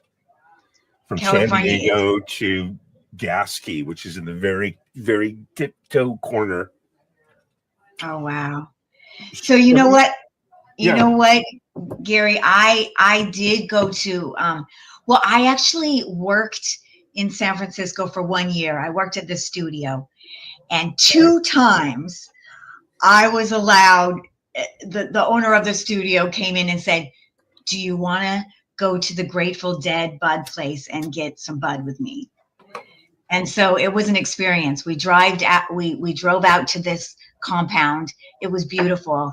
and it was the best bud I've ever had. And that was a long time Nice. ago. And we have good bud now, but it was purple. It was 3 shades of purple. And it was tight. It was so, the buds were like so tight. Oh man. I mean, and the people were so I know. nice there. It was Crazy. just So so what's fun. going on with this Wake and Bake? This was their official little flyer or something? This was their official flyer that they put out for everyone to meet up at Mount Tam. And if you couldn't get to Mount Tam, you were to get a group of your hippie friends and get high at 420. And this is really cute. In the helpful hints, it says, try to give yourself a few minutes to relax before smoking at 420. And hold your hit as long as you can. Thank Hold you. It, Thank if you can, hold it until 421. Yes. Well, you know, it's funny that you say that because Make sure you have enough paraphernalia so everyone is included. I Yes. love it. Make sure that you're in place where there's no heavy winds, no cops, no messed Oh my up God. riders. No heavy wind. Because they're up in, you know, and how to get there. That was really funny too, because they said you'll just run into a hippie and they'll and they'll direct you to the right place. It's adorable. Hippies are adorable. We add color to the world. Yeah. Wow, that's cool. Yeah. That's actually awesome, man. And this High Times article, what year did that come out? It was 91 article. I think so. Yeah. So. It Because was a 91 article. yeah, but also it's really interesting is what I forgot to say in that flyer is they did spread the wrong information about how 420 got started, because you know, they yeah. said right here that it got started because it refers to a Well, yeah, it makes for a better story, a cop, right? a California penal code, and that's not true. But I mean, see, that just shows you how misinformation gets spread a little bit, and then people believe that. Sure. You know, so I just thought that it would be interesting to tell the story about the Waldos. Yeah. Now you know how Fired up. 420 got started. But Yeah. I think it, you know, I think it has become such an important, deep spiritual saying for hippies. You know, it's like, let's get together and get spiritual and, you know, promote love and peace. You know, what can we do for each other? I mean, Absolutely. that's what 420 means.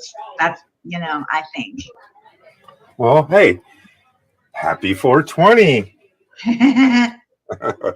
Happy 420, everybody. All right. Happy 420.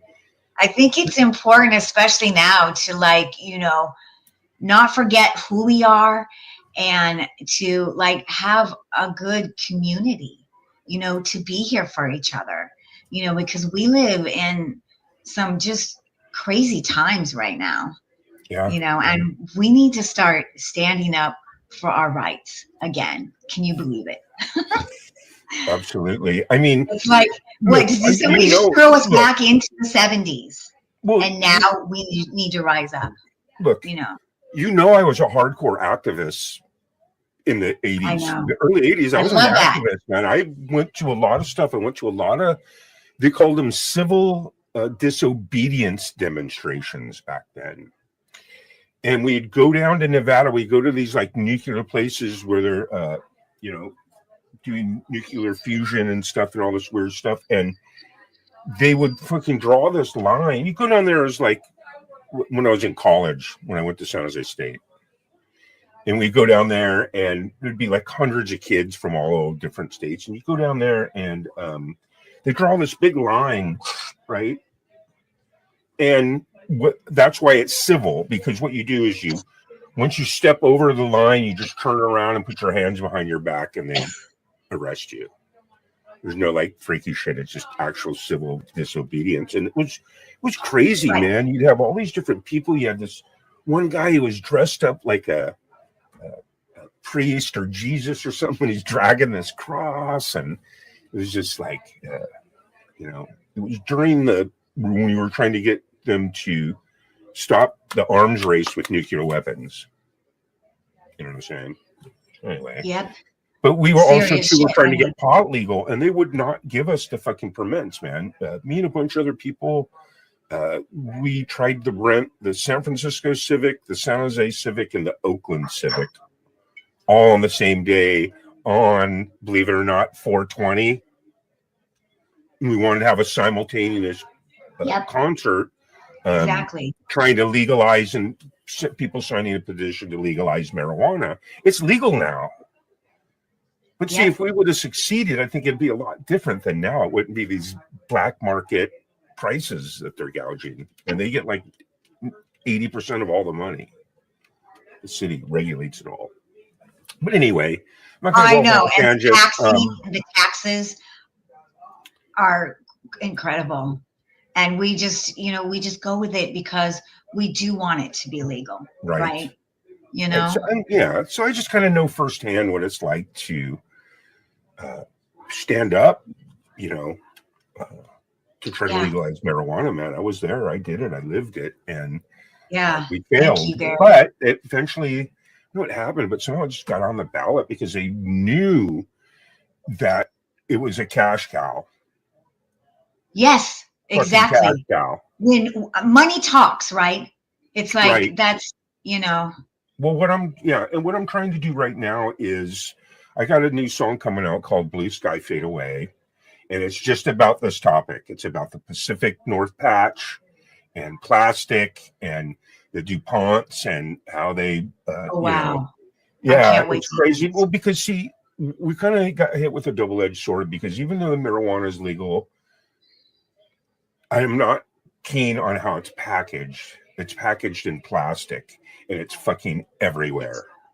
Okay. You're There's right. some really good vendors that put it like in glass bottles and stuff like that. That should be like a mandatory instead it's more expensive. But these pre-rolls, they put them like in these little plastic, like little cigar.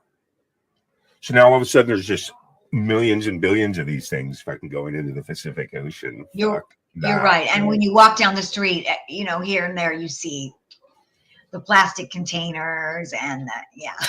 like, oh yeah, yeah. That's not what we want. It's not what you want. So what is this here? That is the beautiful view on Mount Tam, where in 1991 they had the first official 420, where that is what that flyer was from. And that is the view.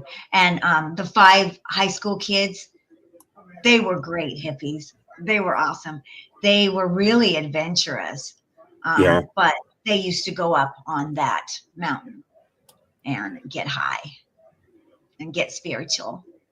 Yeah. You know what's a trip is the high school that I went to, it was a total like Rydell High type situation, man, And Really? Yeah, they had a smoking section.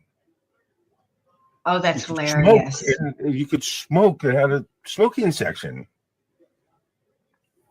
So you could smoke cigarettes. Wow. And that was like, They it's don't have easier that. to blend in a little weed when you're smoking cigarettes. You know what I'm saying? People would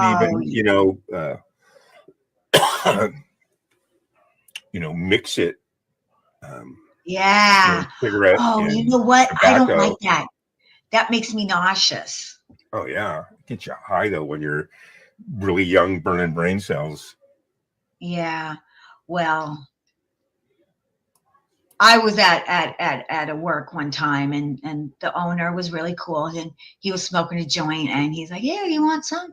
And it was one of those half and half ones. And I smoked that and I was like, ugh.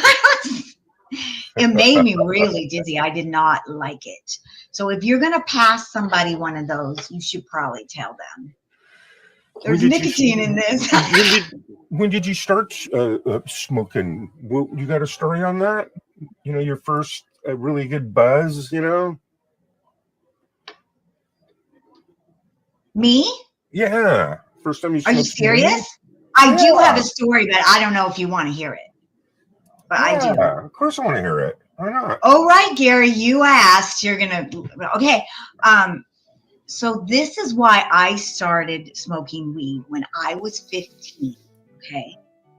When I was 15, I had my baby. I was pregnant, and I was throwing up every day. And Wow. my friend's brothers was a hippie, and he was like, and one day I was just like, you know, oh, green. I mean, I didn't. And he's like, girl, I don't know if you should tell your parents this, but I know what will make you feel better. And he gave me a little bit of weed. And so I just smoked a little bit, and I felt so much better. Yeah. So it just totally helped you. But my dad does smoke weed. My Right. dad. So it totally helped you medically, kind of, right? Yes, and then then I just I like it. Yeah. Yeah. That's an I don't interesting drink. story. Yeah. I don't do anything else. I just smoke weed. Nice. Me too. Yeah. I was 14. I was actually 14. And it was in like the 8th grade. Let me see here. Where's my go?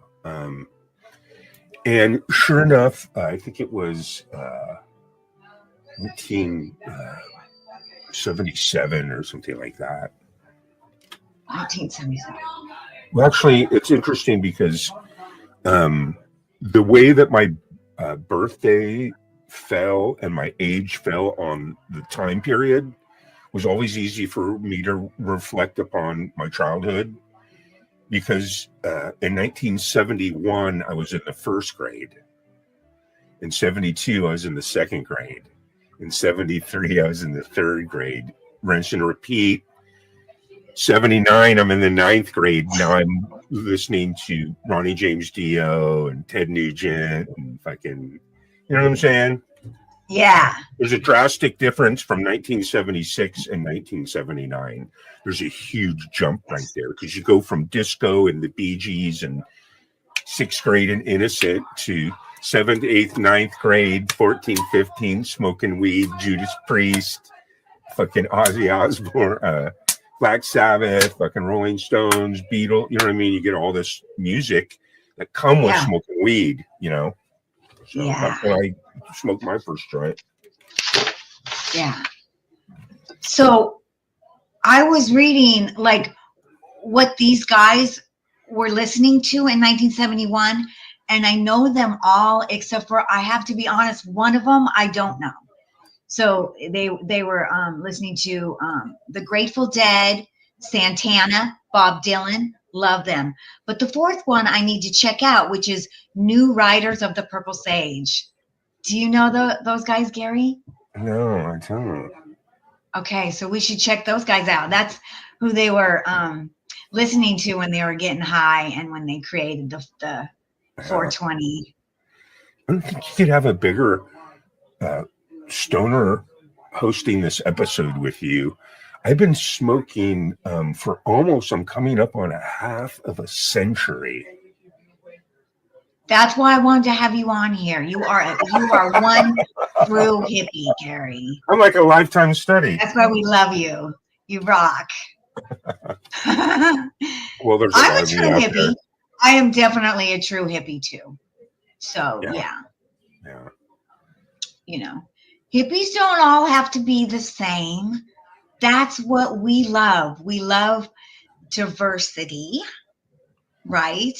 We love that everybody's different. Absolutely. I love and that's that. the thing too, is that's why I think for me, growing up and starting on Motown and disco and then, metal and Stones, and I never have ever not liked a genre.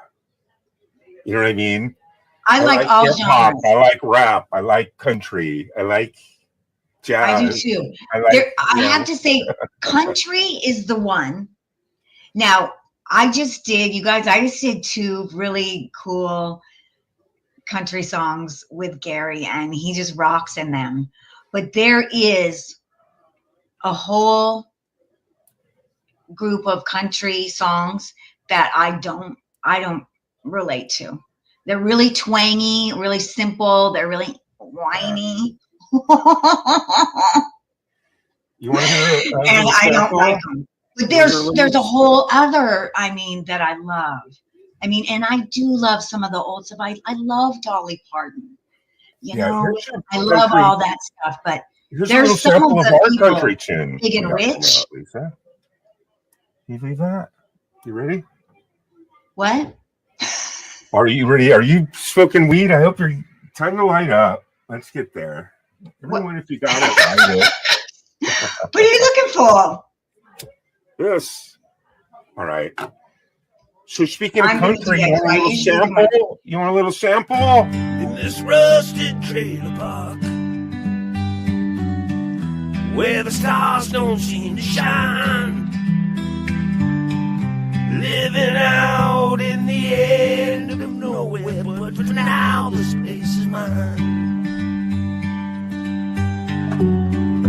Dreams flow with the dusty wind. Moonlight never shows its face. But in this beaten down old trailer, I'll find solace in this space. I'll find a way. All right. Yeah. Songs. Some good country right there we got coming up for you. If you're just joining us, happy 420. We have Happy 420. gotten Hi, a Ian. ton of information on. We have some cool people here, so. Yes.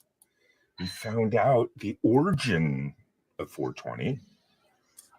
And I got to tell you, before the show started, I didn't know the answer. I found that all out today. And this is for Ian. So we got Ian's guitar shop out there. We have. I hope you're not at work. Foundering. This is good stuff. And, hey, Art, we're happy for you that you were able to put down the marijuana injection device. We're happy for you. Raymond's in the house with us hanging out. Lisa, look at that. Hi, Raymond. Let's get a little music to go, and let's go check out what's going on over in chat. Okay, so we still have that going. All right, so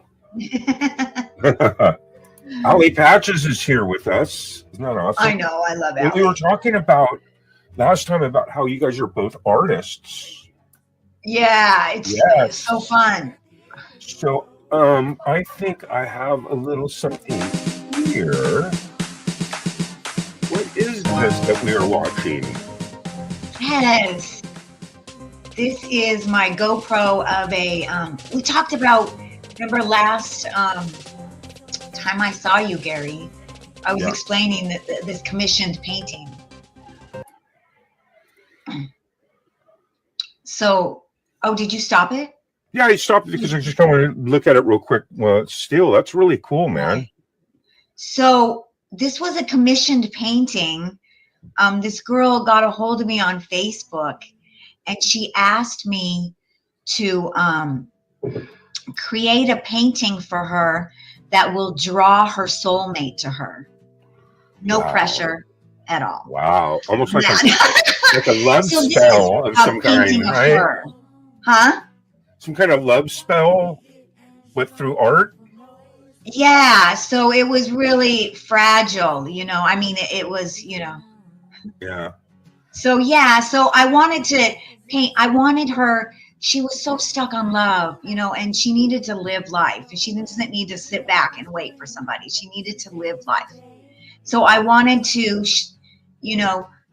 show her back away from the shadow. So that not like she's waiting for somebody. I wanted her to be like she's just enjoying life, and that person will come to her. Yeah. And she's coming to life right before our eyes. How long do you think a piece like this took you? A couple weeks? Oh my God. So I had this on GoPro. So just, I don't know. It did take me hours and hours and hours. Yeah.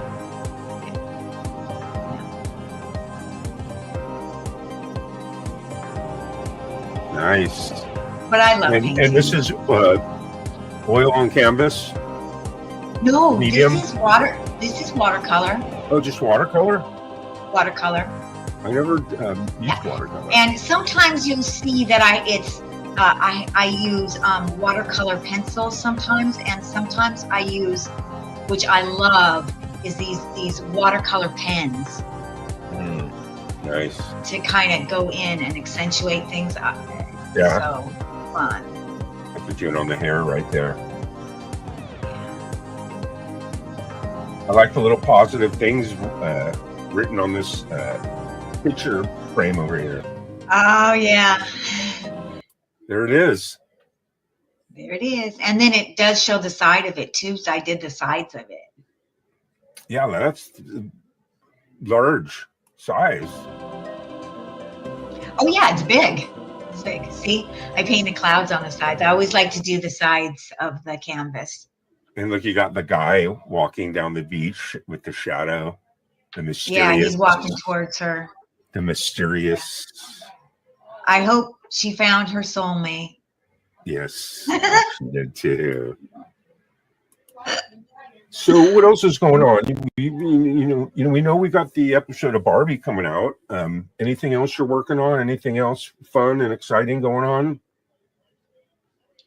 Well, yeah, I'm working on a lot of songs that I just need to finish. I started a lot. I need to finish up the Barbie episode with you, and I need to do another Kitty Chicken Bunny Girl episode. The last episode of the Kitty Chicken Bunny Girl that I did one of the first things I've ever done in my life, which is I did a love scene with myself. Yeah, I know. That's classic. That's classic. As you dabble into your content, there's a lot of goodies in there. Let's just put it that way. Right? Yeah. So, you doing any stand-up? I haven't been out doing stand-up recently. So what I really want to do is I think, I think it would be great if I can write some new material and do it here on YouTube and see what you guys think of it, and I need to get back out there. Yeah. But, since honestly COVID, I haven't really been back out on the stage. Yeah. I like definitely can't wait for the next episode of Kitty Chick and Bunny Girl, because the Ava character to me is one of your best characters. I'm serious. There's a completely different person, completely different temperament, completely. I talk different. I try to. Dictation, but I can't wait to get back to that. But you haven't done some stand up in a while, huh? Yeah, not in a while. Doing more stand up soon. Yeah, since I was doing less stand up, then now I do more shooting, and I started doing Barbie, and I started doing, really my roots are mainly acting, comedy acting. But Okay, well, I do love doing stand-up. Stand-up is the hardest thing ever. It is. I'm scared of it. You know me, I did it once. I wrote all my stuff the night before, all my bullets, and then I filmed it. And it's terrifying. It's terrifying. Well, it is terrifying actually, because it's instant playback, instant comeback, and there's a bunch of drunk people in there. Do you have to smoke Totally weed? feeling like they can say anything they want. Do you smoke So weed not ever? only Do you ever smoke Huh? weed before you do your set? this is what I feel. Anything you do in life, like if you're going to go perform, since I do always smoke weed, I'm going to just keep my same, I'm just going to do what I always do. And yes, Yeah, I smoke there weed you go. before. Well, I got a clip here. And yes, I got a clip here of some of your stand-up. Why don't you give me the setup on that? Just part of your I beg routine? coins. Welcome. Huh? What? What'd you say? I said I have a clip I'm going to play. I want to check out a little stand-up. You guys ready for a little stand-up by Lisa Noel? Okay. All right, let's do it. Okay, let's do it. Here we go. I'm a Gen X Wokester OG. Gen X being Oh, here, I think a it didn't start from the latchkey kid, beginning, so but that's I've okay. been taking care of myself since I was All like right. 5. I had That's my okay. first babysitting job at 7. All right, here we go. And away we go. So I'm a Gen X Wokester OG. Gen X being I was a latchkey kid, so I've been taking care of myself since I was like 5. I had my first babysitting job at 7. I know how to use a rotary phone. I know how to read and write cursive. I understand the struggles of rewinding a cassette tape with a pencil. And I have personally witnessed the birth and death of MTV. So sad. Being a wokester means I am a protest-ready vegan enthusiast, hashtag activist, social media warrior who believes in eco-friendly everything and who lives in a never-ending episode of Black Mirror. So sad. OG for me means original grandma. I had my daughter Oh when I my was God. 15. My daughter had her first baby when she was 17. And no, I'm not going to stop wearing pigtails just because I'm a grandma. And if you think I should, what? Because I'm too old? That is microaggression. And that is your problem, buddy. That's ageism. You need to check yourself before you wreck yourself. Being a wokester is a big responsibility, but being woke is really lonely. My friends and family don't understand me. I start talking about intersectionality, and my friends are like, what intersection? Wait, are we talking traffic now? So I finally told my mom that I'm bisexual. So now when she calls, she's like, so how are they doing? I'm like, Mom, it's just me, one person. Bi doesn't mean that. But being a wokester, man, it's all about like truly understanding what's happening underneath it all. You know, Yes. fighting for truth and peace and equality with love and compassion. And all I ever get is, Lisa, why are you so sensitive? And I'm like, why are you so insensitive? Ow! Oh man. Great material, especially with just everything that's going on right now, just funny stuff. OG vegan. How can a vegan be a gangster, right? I'm a gangster, but I'm a vegan. I'm a little gangster. What do you mean? What do you mean? Awesome stuff, man. If you're just joining us, we're hanging out. We're chilling with Lisa Noel on her channel. We are 420 friendly. And we're teaching you the meaning. Yeah, see, we always use that word. Yeah, I forgot about that saying. 420 friendly. Yeah. See, we always use it now. And now you know where we got it from. From the Yes. 5 high school kids, the Waldos. From San Rafael, you know what? From California. A lot of good things come from California. Yeah. Yeah. Good weed does come from California. Yes. It does. A lot of dating sites out there in California.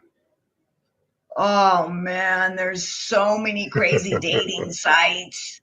They have Well- those ones where you all meet and then they set a timer and you're Right. all at the table for I mean everybody has different times, but the one Right. that I know that it was only like for like 10 minutes or something. Right. 10, 15 minutes. Right. And, right. and you know, ding. She didn't even. Next. I did that, and I sat down once, and she just go ding, and I got up. I didn't even say anything. Just ding. I don't even like the way you look. Ding, ding. Next. Crazy, man. But there are some good dating sites out there. In fact, this might be one right here. Smoke Up. We live in a fast-paced world. We all want love, but who has the time to go through all the dating crap of falling in love? Now, there's an answer. Date Me Once, Marry Me Forever Rapid Dating Service. Here at Date Me Once, Marry Me Forever Rapid Dating Service, we understand that finding the love of your life shouldn't have to take you your whole life. It should take you one date. Here at DMOMMFRDS, we cover a variety of love needs. Are you dreaming of your one and only true love and still believe in love at first sight? We cover that. Have you already had 1 or 2 shitty marriages and ready for a mate who isn't on antipsychotic meds? We cover that. Okay. You've been with a lot of assholes, and now you just need combined income to qualify for that house loan. We cover that. Due to our patented 4-question interrogation, you will be matched up with the perfect need-fulfilling mate. Join today for first date free and 20% off lifetime membership. Too much. Too much. Please join my dating service. You see those videos that are out, those pop up in your algorithms yet, where they use AI to see, hey, let's see if your girlfriend's on any dating sites, and they've been together for 8 years. It's kind of like a 30-second cheaters, Oh, that's hilarious. I know that the show Cheaters. That's a crazy show. Oh, Yeah, one now. That's a where the guy show you goes don't- around. Yeah, don't want to be on. the guy goes around and he goes, "Hey, give me both your phones," and then every time they're like, "That's not me. That's someone else." No, it's you got to have your ID to activate it, type trip or something. I don't know. Anyway, That's dating hilarious. sites, 420. You go on a date and like she doesn't smoke weed, right? Like, all right, well, Oh, that's no it's probably not going to work out, right? Oh, No, you know what? I mean, a lot of times I have actually, been the only, like, I've had a lot of times where I have had no girlfriends that smoke weed. So only, my guy friends smoke weed. Yeah. yeah. What is that about? Yeah, absolutely. Absolutely, man. But I quit smoking like 5 years ago. I smoked like a chimney. It was just ridiculous. Did you ever smoke cigarettes at all? No, No, never. Good for never. you. Good for you. Yeah. I quit. It was hard. I liked it though, but sometimes you got to do what you got to do. And it made smoking hemp so much better. It really did. I saw that. Yeah. Did you see that Netflix thing where they were that Juul vape pen? They had cannabis vape pens for that looked like USB ports that you'd put in your computer, like a USB stick. Yeah. And I watched a documentary on it. I never knew it, but I guess there was a certain age bracket where they were just like vaping at school, vaping on the bus, vaping everywhere. No one even knew it because it's just, I thought that was pretty interesting. We had to sneak away, you know, growing up to go get stoned. Right. It's so easy. Yes, that's what you're saying. The Yeah. convenience of these are amazing. Absolutely. But you always have to be careful to do the ones that are official. Right. Because do you remember, was it right after COVID or right before? They had that problem with they were making these with vitamin E. They were making the fake ones and people were getting sick on vaping. Do you remember the young kids were getting really sick on vaping? Oh, man. Do you remember that? No, I was out of the loop on that one. Oh, yeah. It was really scary. And I even had a few fake ones and it's made me start to get really sick and it was really scary. Yeah. Yeah. So they always need to regulate that stuff, you know. The fake ones, you know. Yeah. I saw one of your videos, the cotton candy. The cotton What? candy video. You know that one? The what one? Yeah, the cotton candy one. Oh, you mean the fur tape one? You mean the Yeah. oh my goodness. Yes, that is another one of my products that you can purchase. Oh, man. I have a Let's check it out. commercial for it right here. You want All to right. check it out, Gary? Let's check it out. Have you been preoccupied recently, like I have with my new friend Larry? And neglected brushing your cat, and now your cat's hair is out of control?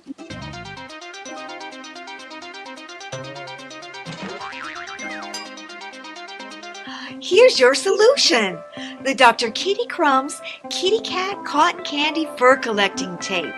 Hi, I'm Dr. Kitty Crumbs, cat psychiatrist and host of Kitty Corner, and I'm so excited to endorse the Dr. Kitty Crumbs Kitty Cat Cotton Candy Fur Collecting Tape. Have you tried all kinds of cat brushes and nothing works? Now there's Dr. Kitty Crumbs Kitty Cat Cotton Candy Fur Collecting Tape. With our patented fur magnetizing Velcro seal tape, your cat is groomed with just one swipe. And for those days you forget to shave, the Dr. Kitty Crumbs Kitty Cat Cotton Candy Fur Collecting Tape is there for you. Buy your Dr. Kitty Crumbs Kitty Cat Cotton Candy Fur Collecting Tape now.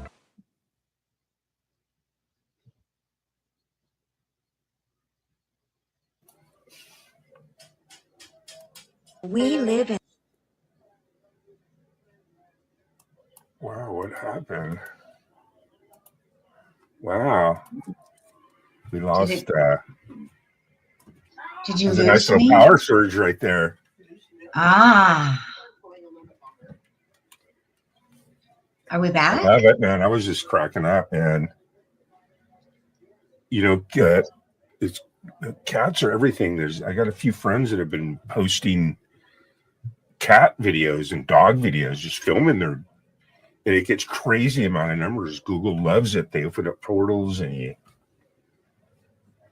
We love our cats as cat people. yes. So now I'm a cat people and a dog person. Yes. I have one dog and two cats. There you go. I love it. That's what I had at one point. I'm surprised my dog hasn't jumped up on me. Okay, so we're coming up to the hour mark. I want to thank everyone that's been here and hanging out with us. Thank you so much. Yes, thank you so much. That's you just make it fun. Right.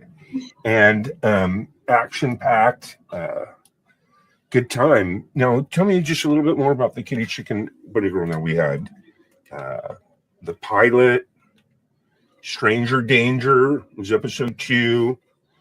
And then episode 3 was Unicorn Karma, right? I think so. And then 4 think was so. Unprecedented. Yeah, And then that was 5 a heavy Wokes, one. Wokes, Tokes, and Jokes. So Yes, that's the what one with episode Gary. are you He's going so on? Are good you in going to it. episode 6 or 7? Yeah, I think so. I think I've done 7. I think I don't know. I don't know. I think it's Nice. 7. Nice. That's crazy. So you're gonna be working on Yeah, 12 it's too. it's hard, you know, to keep everybody together. And so I, you know, with the Kitty Chicken Bunny Girl, you know, it was tough, you know. Yeah. People come and go, and so you have to. So, and you're going to continue to Woke Up America. I have a clip of your Woke Up America. Wow. We are Yes. stoned over here, This- man. yeah. Oh, okay. So just this kind of goes along with like clearing up the real truth about how 420 started.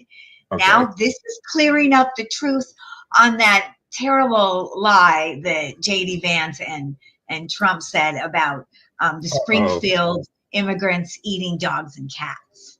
But this is the real truth. This is a real story because I just went there and got the real story for you. Did you see the one where they showed the kids translated like one of Hitler's speeches into English? And they're like, we finally get to hear, and it starts playing, and he's all, they're eating the dogs and the cats. It's funny, man. Like he was the one saying that. Anyway, I thought it was just the funniest short that I saw. Oh my God, I didn't So see you were that one. waiting- Believe me, I they didn't had see some it. funny. I didn't see it coming. I thought you were just going to hear, you know, some of his speech. Yeah, that's what makes it funny sometimes when it's, you know, it takes you off guard. So Yeah. Woke Up America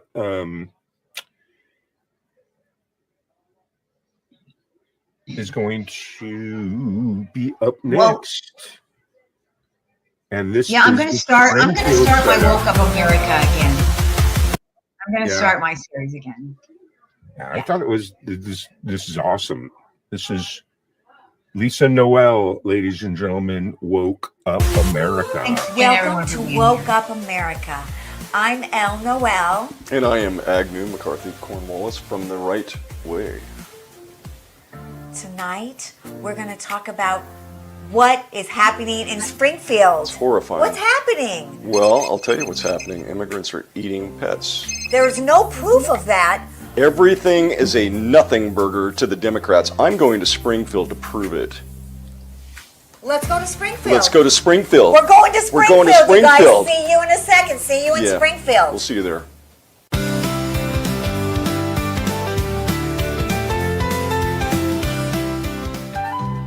Hey, it's Elle here. So I have good news and bad news, all right? So, like, here's the deal. I have been working on lowering my carbon footprint, okay? So instead of flying, I decided to hitch a ride on my neighbor's tour bus, and they dropped me off in the wrong Springfield. That's the bad news. The good news is this is the Springfield. I just hung out at Moe's Tavern drinking Duff beer with Moe, Lenny, Carl, Barney, and Homer. By the way, the guys think the whole pet eating thing is a conspiracy. Anyway, and then after that, I went to the Quickie Mart and I bought this squishy from Apu. He's so adorable. And then after that, I smoked a joint outside the Quickie Mart with this really cool bus driver named Otto. And he said that he could just take me to the Springfield, Ohio. The Springfield that I need to go to. It's just one Springfield over. So I'll see you guys in Springfield, Ohio. Otto! See you there. I got a joint for the road. Good day, this is Agnew McCarthy Cornwallis coming to you from Springfield, Ohio, on location. Home to J.D. Vance, not exactly Springfield, but Middletown, where he grew up poor in a shack, barefoot until he was 14, but that's beside the point. We're here to find out about the rumors of Haitian immigrants eating household pets, dogs, cats, iguanas, parakeets, hamsters, what have you. I'm here just to find facts. So let's see what's going on in Springfield. Hi, everyone. It's Elle. I am here in Springfield, Ohio. Now, are Haitian immigrants eating pets in Springfield, Ohio? No. It turns out that it's all a racist conspiracy.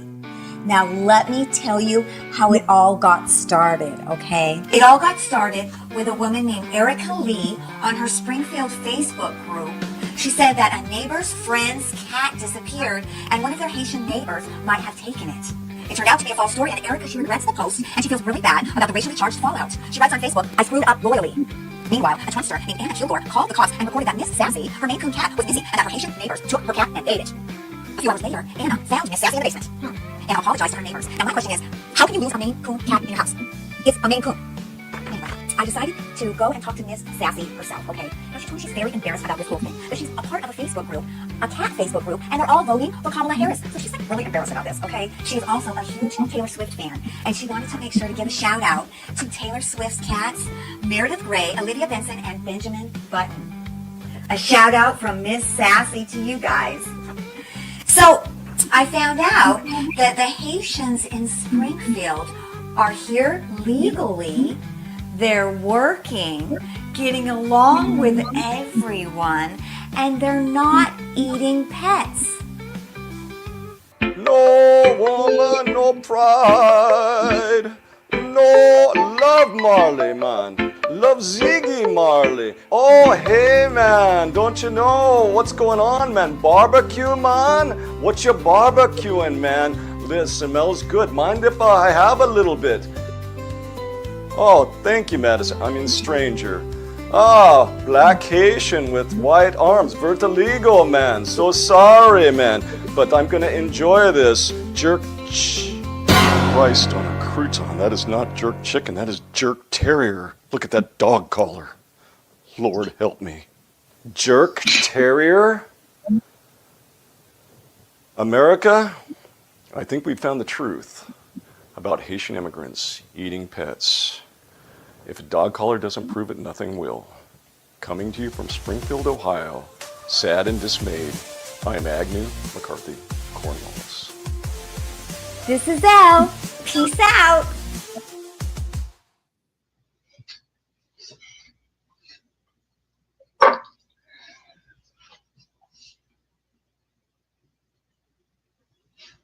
Ow! I love it. I love it. I love it. Hi, Natasha. Get in here. I'm It's here. so good to see you. I never see you. What's up? What's I up, love girl? that. That was so cool. What's up, girlfriend? You're a sister friend too. It was awesome. Yeah, that was good stuff. Thank You know, that's the best you. kind of comedy is satire. You're always going to find something amusing in satire, and because it's so true, there's truth to it, and it's like, you know, it's almost comical, right? Isn't that how it goes? Yeah. I like that. Yeah. I like doing That's satire. interesting. Right on. I like doing satire, but that last part was like really stinging because, you know, they yeah. obviously didn't win. So Yeah. I felt it too. I was like, like, damn, I hate to see that, but yeah. Right it's on. okay. We're all gonna survive. Right. That's a great affirmation. Cheers to the positivity. Ow.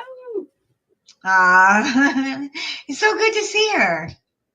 Yeah.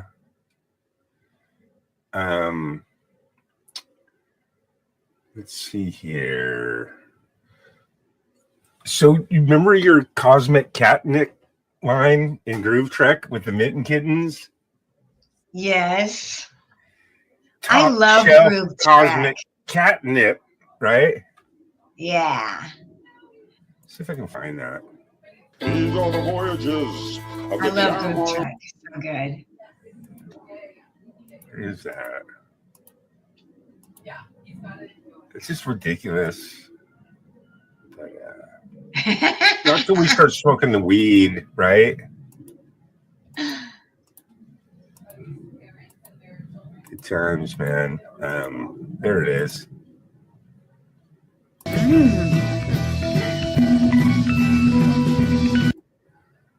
See, we were talking about doing this too, where we're going to pass the doobie, right? Yeah. With Chuck and Right. stuff. Catnip. That's my favorite line. Cosmic catnip. Catnip? Top shelf cosmic catnip. Top shelf cosmic catnip.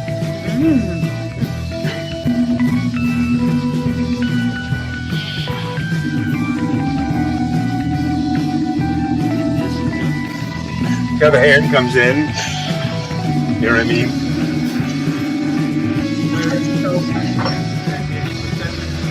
That is so cool. So fun. Good stuff, though, man. You know, the cosmic catnip.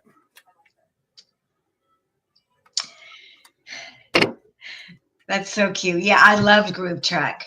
Yeah. It I'm going was to so start great. It had releasing some it. Yeah. killer songs in that. Yeah, Gary, you know, killer it's funny because when we did Groove Trek, you know, we used most of my music we used for just like almost like sound effects for transitions. But this guy Warren, I See Monkeys, he shows up to the project. He comes to all the meetings. He comes to all the workshops, and we're working. He's like, "Hey, G May, man, I got like He's cool. 50 songs, whatever you need." And I picked out like 9 or 10 that I just thought were, and then I love these. And he's like, "Yeah, just have at it." And I just used them throughout the entire Groove Trek series. Yeah. If it wasn't for I See he's Monkeys, cool. I love his He- music. yeah, he is just so awesome. It's unbelievable. I See Monkeys. This guy right here, the guitar player. Yeah. Professor Groove Monkey. Yeah, that was And so we talked funny. about that whole Return of the Cats and how I identify as a cat. I remember we were going to do Return of the Cats. Yeah. And there's tons of footage. I got all the templates. I mean, it just, for some reason, it just fell apart, man. We fell off the wave. Yeah. That's how stuff is You know, sometimes, that can happen really easy Yeah. when you have all these different people, and that's why it's, you know, it's hard to keep everybody together, you know. Right. I Yes, know. Absolutely. I know. That's why, you know, That's kind of where you are with the kitty chick too, kind of, you know you're going to do another episode. It's just when, right? Yeah, I just, it's going to be soon. Yeah. Yeah. I'm going to make it about the show, you know, because Nice. we have a lot to talk about now. So, yeah. Yeah. Oh yeah, that makes it a great, really good show. What's that? I just yelled your name just because I felt like it. Lisa Noel, same like way it comes back at you. Right on. That's so cool. I got to Awesome. tell you, Lisa, your woke video. I am so in love with that video. I wish I could have sang backups on that. It's just, I that's think it's cool. just a killerest video hmm and a killerest song. I like Have you your seen stuff. the woke song? I think so. I probably have seen it with you, and Let's I see, always I like think- everything that I see that's Lisa There it Noel. is. So I'm just like, oh my god, this is so awesome. That's perfect. Yeah. I love her. I love how she thinks. Oh, this one.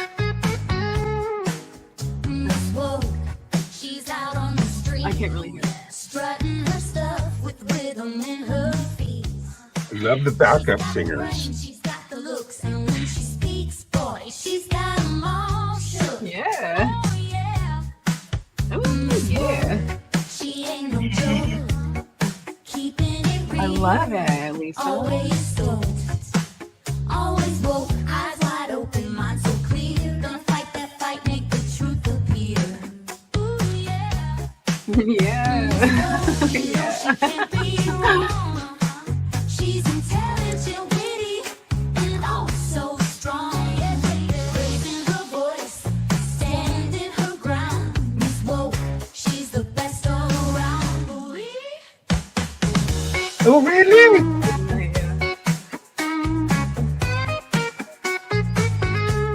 I love it. That's one of my favorite parts is when the backup singers are all, oh, really? I love how you flow when you are doing your videos, seasonal. You just have such a natural, like a really natural rhythm to like. Can't hear that. Oh, okay. I can. Thank you. Oh, Okay, cheers! okay. Right on, yay! Very good. All right on. Then I don't have to turn this down as much. Love you, sing. It's such a killer video. It is a killer video.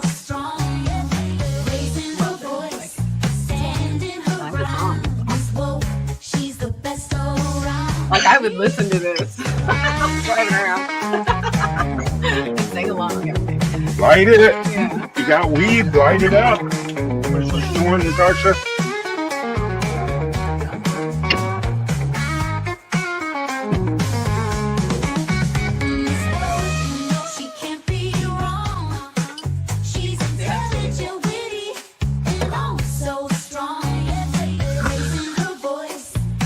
Oh.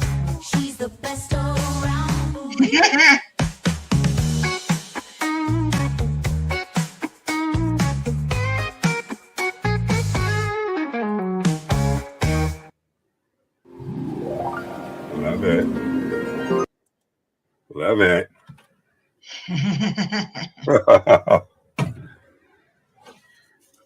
So what a good stream we got going here, man. A lot of good times. Thanks everyone for hanging out. Yeah. Thanks everyone for hanging out. And thank you, G May. And thank you, Natasha. Man, I don't always get to see her, so that was nice. Yeah. And we learned something today, folks. We learned where the term 420 came from. These guys Yeah. right here. Yep, those guys right there, the Waldos. The Waldos, man. Secret code. Beep, beep, beep, beep, beep, beep. 420 so eight out much. back. Right. Yeah, those three. It's a nice time too, because I think most people that do that whole 9 to 5 thing, right? Well, they're all locked up till 5, so 420s, you get a little jump on them, right? They're all still working, Well, hopefully, if you have to stay at work until 5, 6, 7, maybe you can sneak off to your car and take a tiny little, these work really nice little hit. Absolutely. Let's twist up another one. We're going to take a small break, but we will be right back, so don't go away.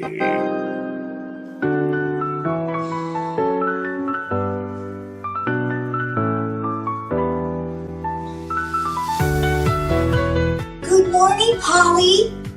It's Tuesday. Good morning, Barbie. Wait, what? It's Tuesday?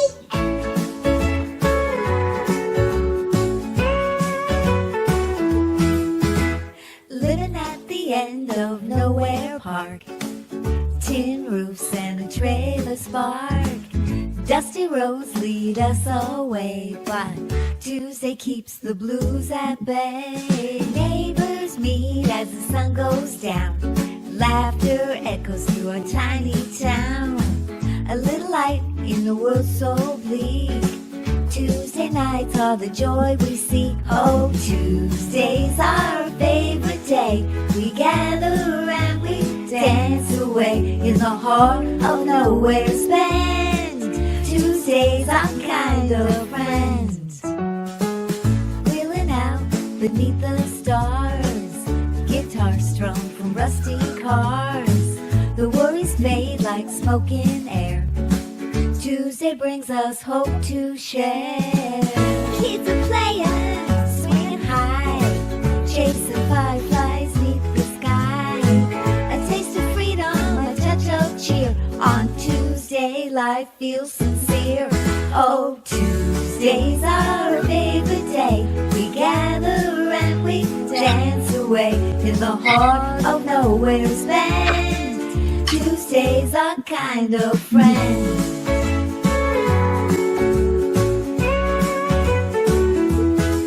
Oh, Tuesday's our favorite day. We gather and we dance away in the heart of nowhere's band. Tuesdays are kind of friends. Tuesdays are kind of friends. Woke up with the sun, ain't no blues today. Tuesday's here and we're ready to play. No traffic jams, not an ounce of gray. At the end of nowhere, we got our gateway. Yay, Tuesday, no worries round here. We'll crack a cold one, let out a cheer. Life without strife, we hold it dear. In our trailer park, the vibe is clear. Frying veggie bacon, hear the sizzle pop. Neighbors got the grill, smoke rise to the top. Kids running wild, crowd starts to hop. Tuesday at the trailer park, the vibe is clear. Yay, Tuesday, no worries round here. We'll crack a cold one, let out a cheer. Life without strife, we hold it dear. In our trailer park, the vibe is clear. Frying veggie bacon, hear the sizzle pop. Neighbors got the grill, smoke rise to the top.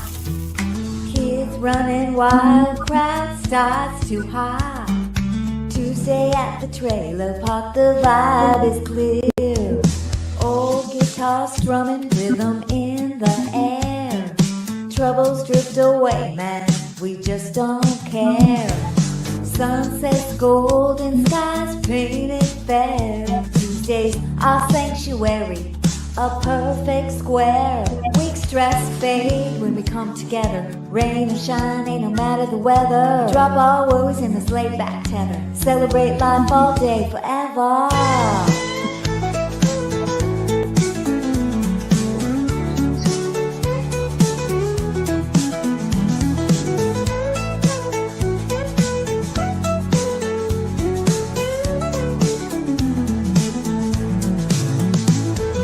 Tuesday, no worries round here.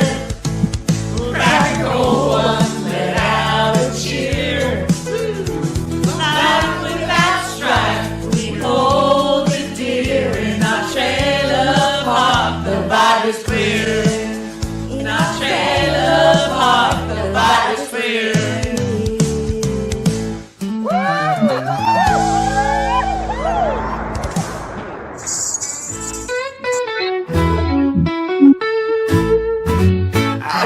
The blues, the vegan blues deep down in my soul.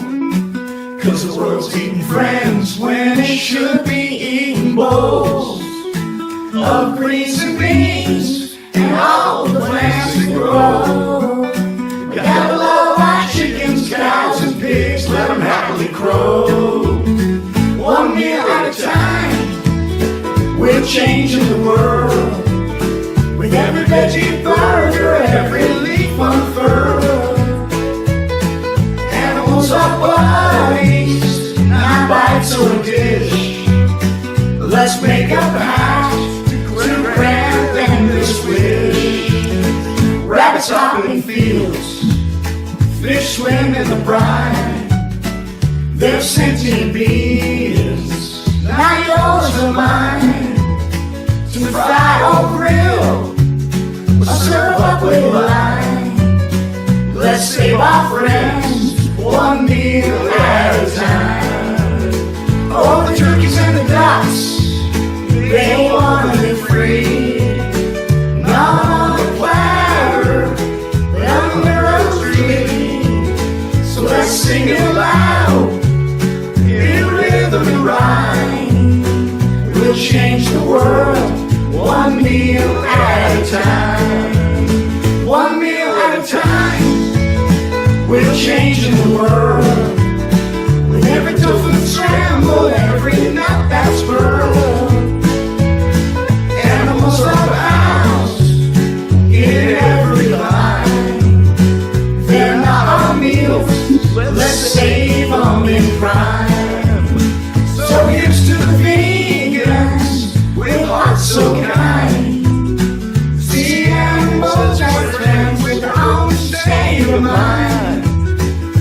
sing the blues till it's no longer a cry. To love all creatures, one meal at a time. We'll sing the blues till there's no longer a cry. To love all creatures, one meal at a time.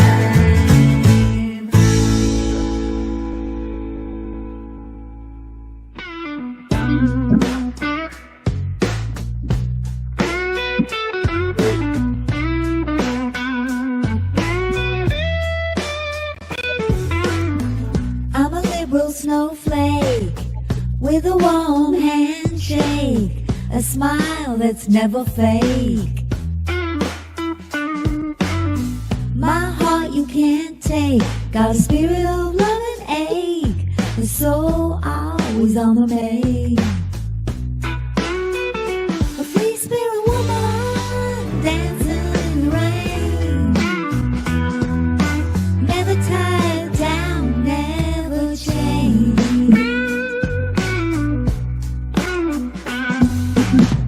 Every step I take leaves a trail of heartache, but I know I am awake. No rules for me to break. In this world I create, got no time to hesitate.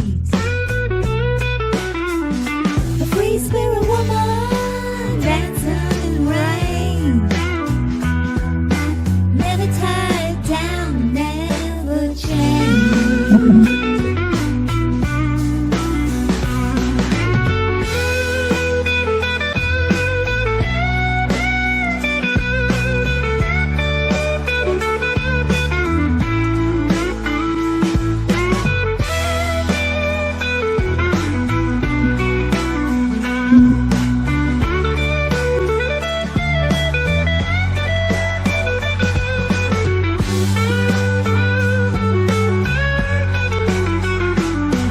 No rules for me to break.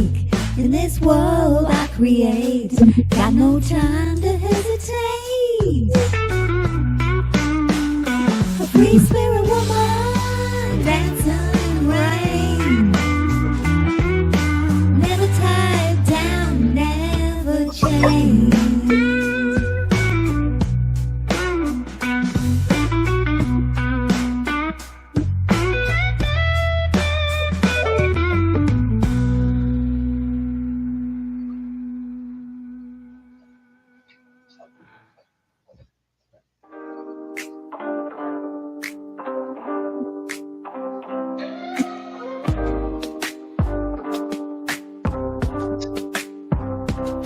Conservatives try to put me down, call me names. Snowflake melting, but I am playing their games. They're mad cause I'm woke, awake to the lies.